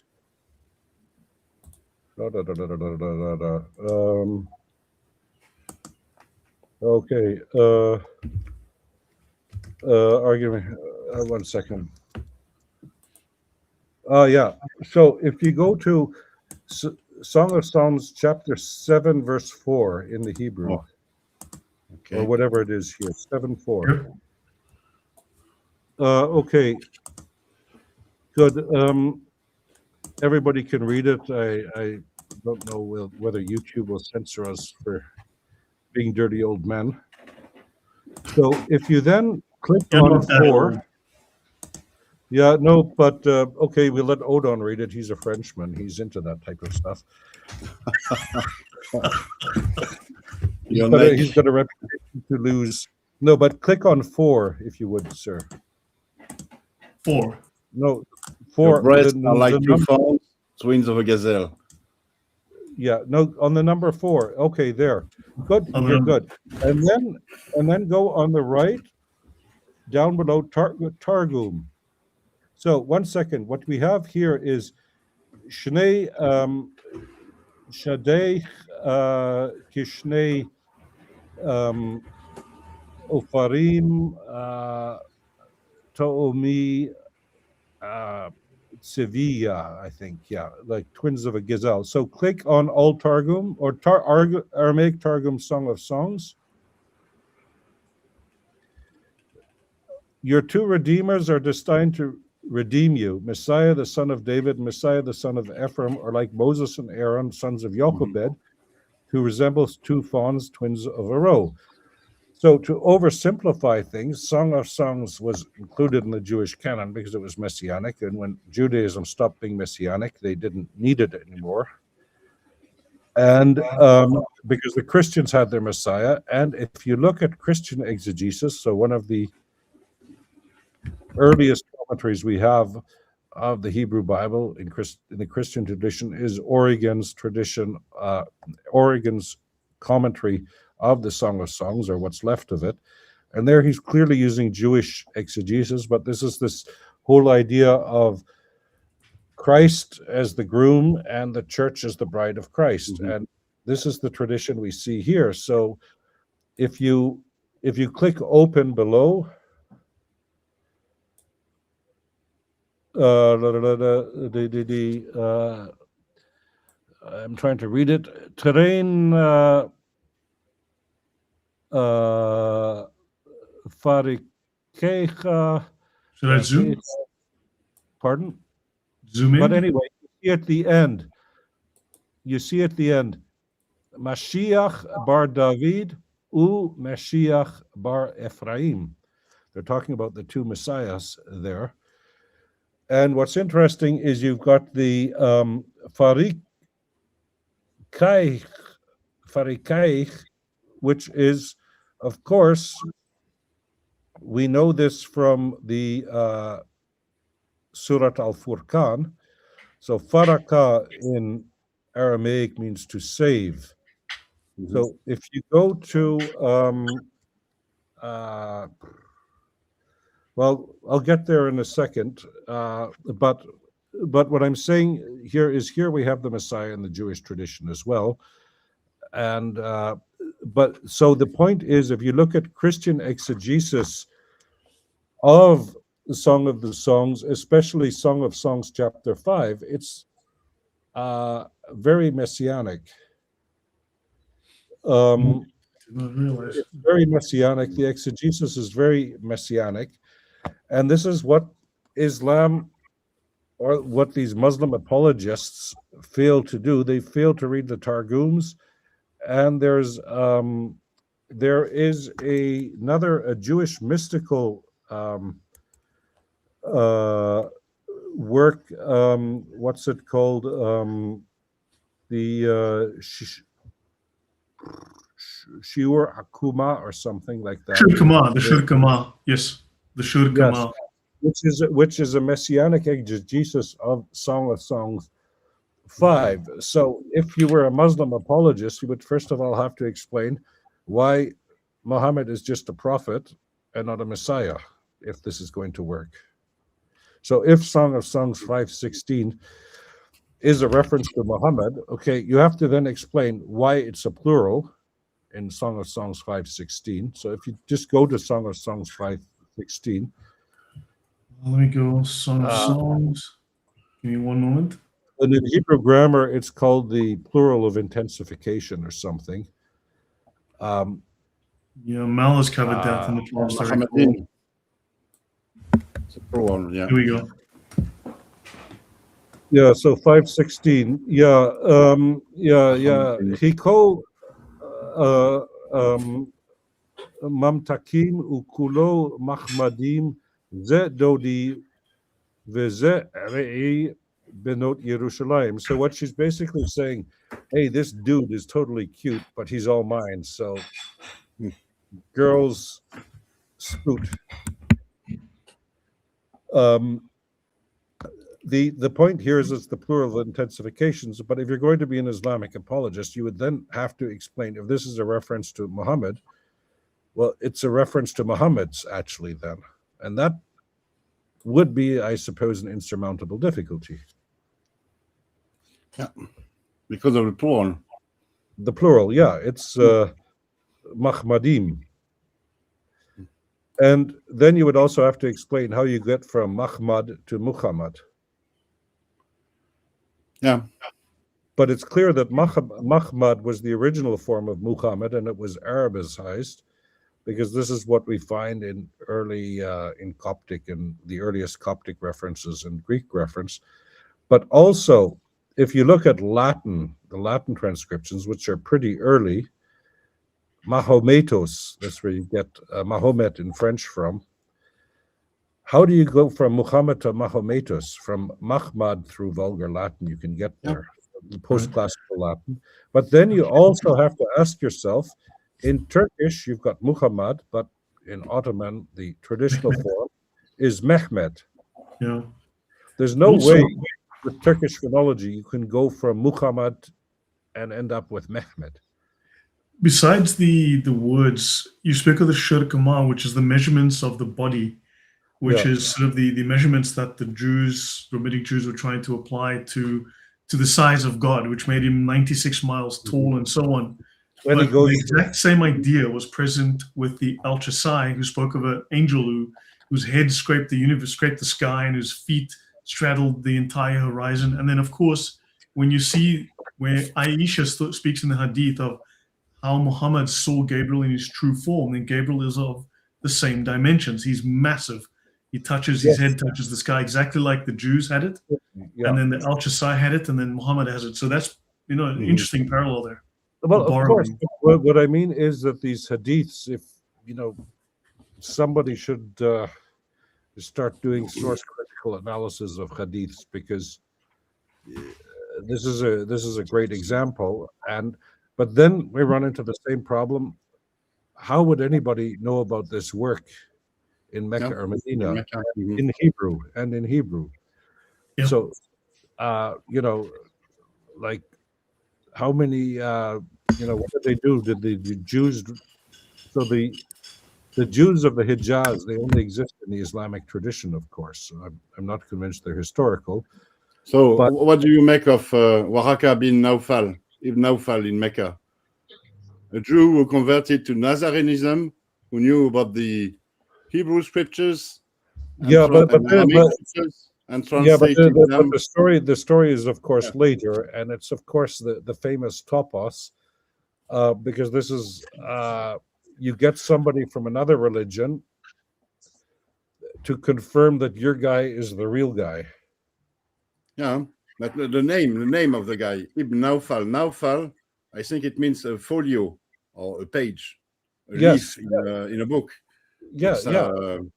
a sort of fictional character that course it's a says something about a Jewish influence, nonetheless. But I was thinking also when you were talking about Mahometos and Mehmet. Because, I mean, you also have this in the Sirah. When Yeah. Muhammad is born, the Jews of Medina see a star, and they know Muhammad is born in Mecca. Like, Yeah, give me a break. like the Magis. I Yeah. was just thinking about the fact that John of Damascus, he talks about Muhammad, but he wrote in Greek Mamed, not Ma'amed or Yeah, Mohammed, but only Mamed. He could Muhammad, have written Ma'amed. If you look at the name of Muawiyah, for example, yeah, the Gadara inscription that you know that you know very well. yeah, but the question, Written Ma'awiyah. but Muhammad, Ma'awiyah, yes. So yeah, you could, yeah, if you want to do that, Lloyd, you can look up the Greek inscription of Muawiyah. You'll probably get to Islamic awareness. The Greek the Hamdat Gadara, type for Gadara Gadara, inscription. yeah. Gadara inscription Muawiyah. That's interesting. You can, because this also undermines a basic tenet of the Islamic tradition, I think, as Odon might know.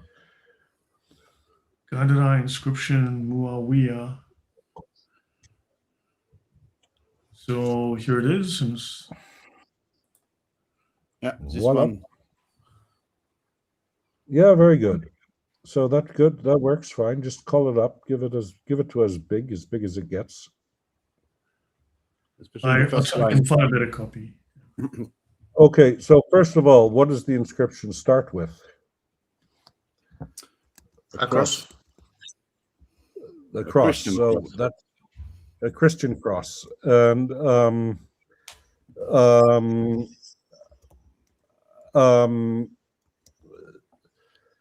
so this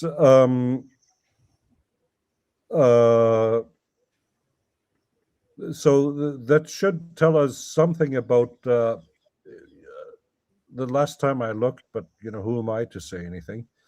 But the cross isn't really a Islamic symbol, but I might be wrong. You can correct me. Good. So where are we? So we have the inscription here, and then we have Epi Abdullah. So Abdullah, the servant of God, which is of course a reference to Isaiah, the Eved Yahweh, the Eved Adonai. And it's a Christian name, of course, in pre-Islamic Arabic. And then what Odon was referring to, this is Mavia. So they don't write the Ain, and he's not called Muawiyah as in Arabic, but this is also what we find in the Jewish tradition. He's also called Mavia. And then we find he's called the Amira al-Mu'minin, so the commander of the faithful. But of course, the question is, the commander of which faithful? So, al-Mu'minin, and then we have Apeluthe Kai Aneothe. So basically, it was preserved and renewed. O Klibanos ton etauthia. So the sauna of the residents here, Dia by Abdullah Huiyu Abu Asemu, by Abdullah, the son of Abu Hasim, the Sumbulu, the counselor, and Mene de Cambrio in the month of December. Gente emera deutera indictiones. So it's on the December the 5th, on the second day of the 6th year of the indiction. The indiction years were the Byzantine taxation system. So every 7 years they reassessed the value of properties. And it was, so he's clearly, Muawiyah is within the Byzantine Empire still to some extent. He's using the indiction years. And then we find Etus tes colonias, and then 726. So in the year of the colony, 726, so that's the annus provinciae of the Romans. So when the region became first this province. And then he says, Kata Arabas Etus 42, Ais Iasen ton Nosunton Spude Iano, and then M, which probably stands for Metropolitu Gadarenu. So the final, so he has the indiction years, which are Byzantine, the years of the colony, which is the Annus Anni Provinciae, which is Roman. Then the final dating, or the final thing he mentions, for the healing of the sick, which is why they have a sauna, thanks to the efforts of John, the Metropolitan, so the Bishop of Gadara.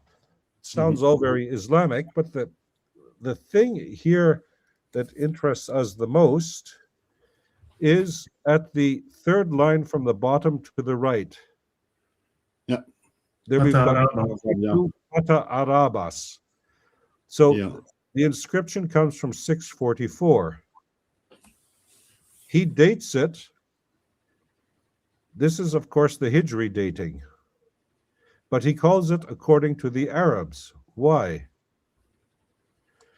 Because what does the Hijra have to do with the Arabs? It was always the flight of Muhammad And from... Go ahead. no, the prefix mu also means something. It's one who does the thing that follows in the rest of the word. So Yeah. Muslim. So Mu'awiya, what does he do? Does Awiya or Avia mean something? That he does that thing? No. Well, what the etymology is, so the root from Ain Wav Ya, it usually means in Semitic to bewail something. And according to some people, they've proposed that, well, there was a group of monks that, what do you call that in English? Féledeuil, Odon. Still it? No, they mourned the crucified Christ, so they cried. Féledeuil. But Criers. and he could have been. So the question is, it's a serious question. If you look at the names of the Umayyad caliphs, are these names or are they titles? Because you could also see it as that his profession. He was somebody who was in mourning of crucified Christ. But anyway, the point is Muawiyah would be a passive participle in Arabic. It can't be that with Ma'awiyah. Okay. So whatever his name is, if it's a name or a title, we'll leave that in the middle. The big question is, why does he say in year 42 according to the Arabs? Oh, hold on. Because even if you don't know the commander of the faithful of the hot baths, okay, that's basically, this is more eloquently translated. Abu Asemos, Abu Hashim, the counselor, the symbolon, on the 5th month of December, the second day, 6th year of the indiction, in the year 726 of the colony, according to the Arabs, the 42nd year, for healing the sick under the care of Johannes. But the metropolitan, it could also be the bishop of, so he says there, the M stands for magistriano, the magister. It could also be the metropolitan, because Johannes is, of course, a rather Christian name, I would dare say. But the point is, why is it year 42 according to the Arabs? Well, if you look, of course, what happened in 622, Heraclius, the war you talked about earlier. So Heraclius in Constantinople is under a lot of pressure. He's being cornered by what's his name? The Shah and Shaheen. What's his name again? Khosrau II. And he has to attack before the Byzantine Empire is wiped off the face of the earth. And he leaves Constantinople on Easter Sunday, and his army is led by a icon of the Holy Mother of God, which self-produced itself, apparently. It is claimed, it is said. I wasn't there, I can't judge it, but I'm just telling what the sources say. And of course, this is the first Byzantine Sassanid war where the Arabs don't play a huge part, because of course the Limitani, the border guards of the Roman Empire on the Euphrates, were the Ghassanids, based largely in Golan. But at the beginning of at the end of the 6th and the beginning of the 7th century, they, of course, when a king died, the new king had to be confirmed by the emperor in Constantinople. And then they decided to mix religion and politics. So when the new king arrived, and most of the Arabs here they were monophysites, which had in the meantime become a heresy, And the new kings were said, yeah, before we confirm your kingship, explain to us the Trinity and the nature of Christ. And they didn't get to the second round, and they were usually exiled to Sicily or Cyprus or somewhere. And this happened a couple of times, and then the Rassanids stopped being the border guards, and the same thing happened on the other side of the Euphrates at Al-Hira with the Lachamids, which means in Arabic, it's not the Abu Lacham, the sons of a guy called Lacham. So Lachama in Arabic means to fight, Malchama, and what have you. This is just the militia. But there, the Persians decide, yeah, you guys don't need a king, your own king. I'll send you a Persian governor instead. And they didn't like the idea, so they also decided it wasn't fun anymore. So this was the first war without the involvement of the Arabs. And what did they do? Yeah, good. The big boys are out killing each other. So they used this war to gain independence. So for Muawiyah, 622 is the date when he declares independence, or when he thought the Arabs declared independence. So you have this analogy, I think with the with some former colonies, I think Vietnam with the French, and France is occupied, so let's become independent. And then, so what date did Vietnam become independent? The same thing with Indonesia and the Dutch. They say 1945, the Dutch say 1948, and the French say whatever the Conference of Geneva or wherever it was. But so it's clear here this guy has never heard of Muhammad, and he's never heard of the Hijrah. And what's interesting is that if you look at the papyri and the old dates, because we also have a inscription from Muawiyah from Taif, which is near Mecca, in Arabic, and it's also dated to year 42, but he doesn't say what's being counted. And if you look at the Arabic papyri, they all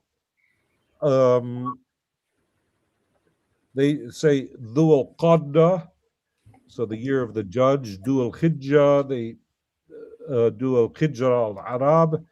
They have all kinds of designations later, but nothing clearly Hijrah. And of course, if you look at the Aramaic texts, they say something similar. They start using the Hijrah dating in the later in the 7th century, and this becomes interesting. They say in the they say the Shana, and then the year, Le Sultana de Tayaye.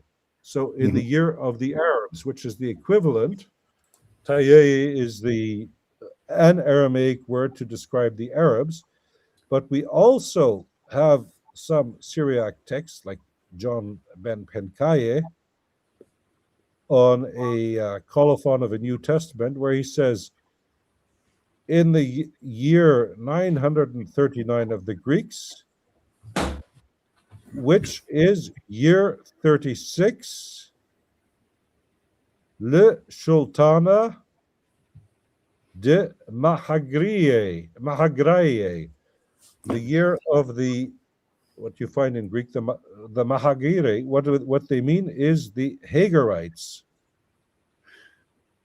Who are the Hagarites? They're the Arabs. Not the Mujahirun. Not the We've Mujahirun. already crossed the 2-hour mark, so perhaps we should wrap it up here, because I think we could probably go for the next 6 hours at this point, because there were a whole bunch of things that were said that I wanted to go my down apologies. that rabbit hole and then go down the other. And I'm sure for all of you, it's the same. My apologies. No. There were lots of things you said, and we were all just listening. And there were things you said that, like, this ties in with some other topic, that could be explored and so on. So it's interesting to get your feedback on that, or to throw ideas out. If you want to do another half hour, we can just do quickly the Nadir if you want. But or if you prefer to stop for now, we can stop for now. How about we do next Wednesday? Pick it up where we left off and continue. Because this was interesting for an opening session. Yeah, I hope I didn't bore you too much, but well, we are inviting you back, and I take it as a compliment. But with Odon, I'm not sure. Come on.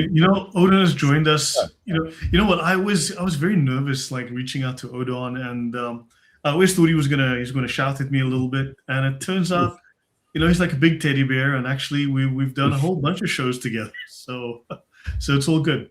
Okay, but so yeah, Odon. Next Wednesday is Saint Jean Baptiste. It's Saint John of the Baptist Day, which means it's the Fête Nationale du Québec. But we'll do it. I'll go for a drink afterwards. Okay. Yeah, so next Wednesday at 7. Yep. And we if you have any rabbit holes, if you have any rabbit holes, or the viewers have any questions or whatever, pass them on, and I'll do my best to. Yeah. For the audience, please leave the questions in the comments later. I'm sure all of us have questions, and we were listening. And I think we were just really fascinated, and I mean, we'd love to explore. If nothing else, it should have become clear today that the Quran. So of course, it makes perfect sense to move later Islam, Muhammad, and the Quran to Mecca, because it's a blank canvas. You can say anything you want, but it should be clear from the tip of the iceberg that we've just discussed today. We can go into more detail.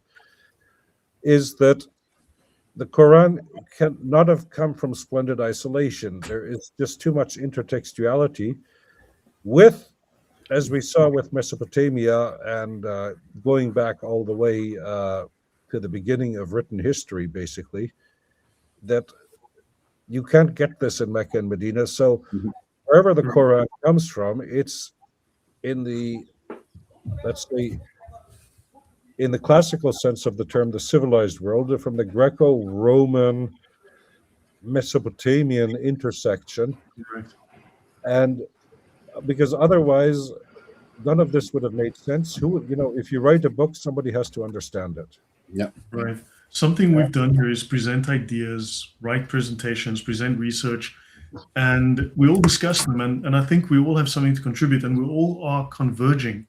The standard narrative is clearly on its last legs, despite its adherents, even on the Christian apologetic side. But I don't think it can hold for much longer, because there's just so much evidence that conspires against the standard narrative. There's just too much historical evidence now, and it's just a matter of assembling it, putting it on the table.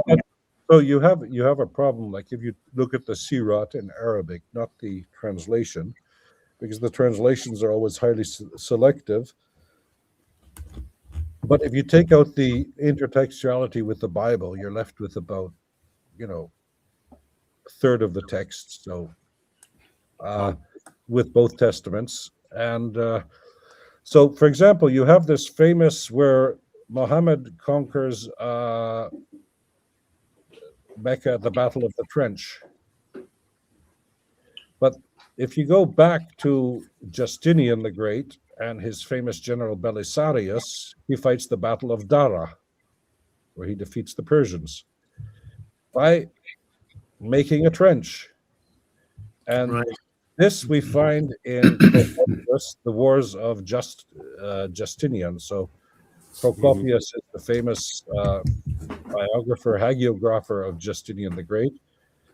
He writes a rather interesting account also of the private life of Justinian and Theodora and what they got up to in the palace, but they've stolen ideas and incorporated those into their stories. We should. The Battle of Dara is clearly the Vorlage of the Battle of the Trench, and there's no. If you look at the description of Procopius, well, this is the detailed version, and what you find in the Islamic account of the Battle of the Trench is the Reader's Digest version, let us say. Right. Okay. But you also have the other problem, well, just to finish quickly, so with the biblical figures, what we talked about at the beginning, what is interesting is that, with the exception of Jonah, but Jonah is an exception because Yunus is clearly borrowed from Greek. It's not from Hebrew or Aramaic, it's clearly from Greek. And of course, in Hebrew, Jonah is transparent, it's the dove. But the point being that all of the biblical figures mentioned in the Quran that are prophets and Rasul, messengers, are not prophets in the biblical tradition. And the biblical prophets are never mentioned. And then we come to the second point. What is a prophet doing in the 7th century? That's an anachronism. And the third problem... Well, he says also prophecy comes from the Jews, and he claims he's not a Jew, so how is he a prophet? Yeah, but even in Judaism, there are no prophets at this time because Malachi is the last of the prophets. And what you find in the rabbinic Jewish tradition is that prophecy is ceased, and if God somehow needs to talk directly to the rabbis, he sends the Bat Kol, the daughter of the voice. It's sort of something similar to the Holy Spirit. Let's not press the analogy. Basically a similar idea, put it that way. So you don't have prophets then, but then the third problem that you would have to answer, so if you try to write a biography of Ezekiel or Isaiah or Jeremiah, let's just keep with the big prophets, how big would your book be? Thin. Thin. Yeah, there's not a lot of detail. Yeah, why? Because you read Jeremiah 1:5 because prophets are chosen by God. Of course, they're chosen by God for.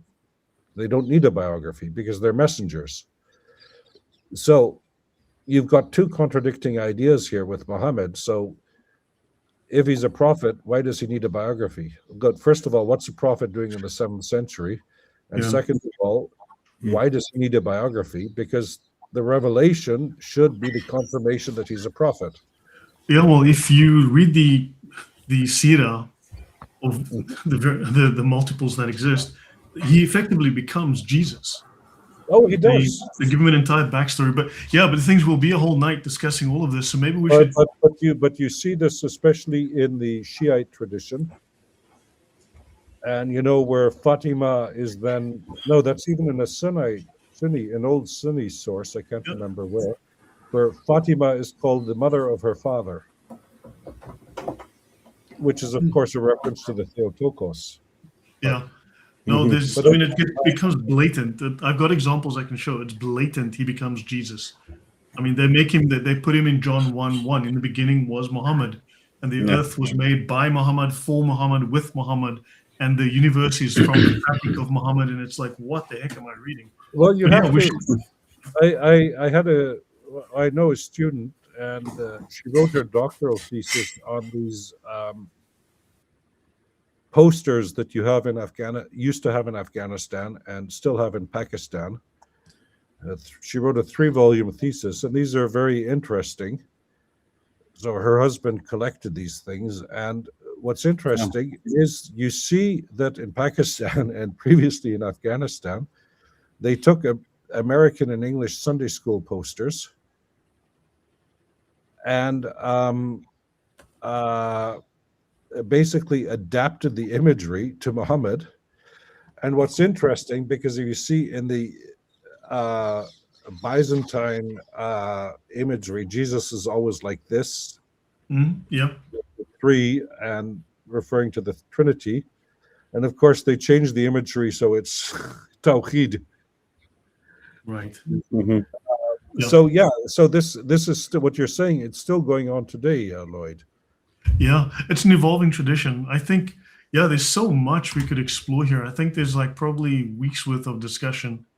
Well, So guys, should we Yeah. perhaps we should call it a day here, because I have Very good. school tomorrow. You know, I've got to brush my teeth, brush my hair. My mom has to dress me, and I've got to run off to school tomorrow. And You know. polish your shoes, yes. You know how it is. I've got to pack my little lunchbox because some of us still have to go to school. You know, we're not unfortunately YouTube millionaires. So, Well, yeah, some of us have to teach tomorrow too. So you know, so no. But guys, last word. Any final thoughts? Just a quick wrap up. But thank you. This has been amazing. Really fun. I mean, really privileged and honored to have you. Thank you, my pleasure. guys. Someone should Just the write a same. book summarizing all this. And a great title would be The Great Secret of Islam. How about the greater secret of Islam? Yeah. Yeah, from me, thank you, Robert. It's been phenomenal. And yeah, we live in a world where people are used to getting answers very quickly as to what happened with Islam. Oh, yeah, there was this guy who didn't know anything about anything, and then people follow him. But that's not the case. 7th, 8th century, lots of things were happening. So it will be great to reconvene next week and continue conversations to try to make sense of what happened 1400 years ago. But very, very good show. It's been a pleasure as well meeting you for the first time, Professor. Yeah. I'm grateful for your invitation. Thank you. Yeah. Great. Thank you very much for the talk, Robert. It's been fascinating and very enjoyable. I've got several questions, but I think Lloyd would not permit them. But we could maybe chat. Bring them more on next week. time. Let's start with questions next time. So Yeah. Okay. Yeah. No. Well, yeah. Also, so I can have some dinner. It's late, but I need some dinner too. Yes. yeah. But yeah, this was fantastic. I just got in from this train trip through Germany. I understand, but the topic is so compelling. So thank you. My So pleasure. guys, then Thanks, we'll Thanks, we'll Lloyd. pick this up next week. Thank you very much for offering to come Right. back. So everyone, thank Bye-bye. you very much for the time, and God bless, and we will see you all soon. Take care, you guys. Thank you. Bye.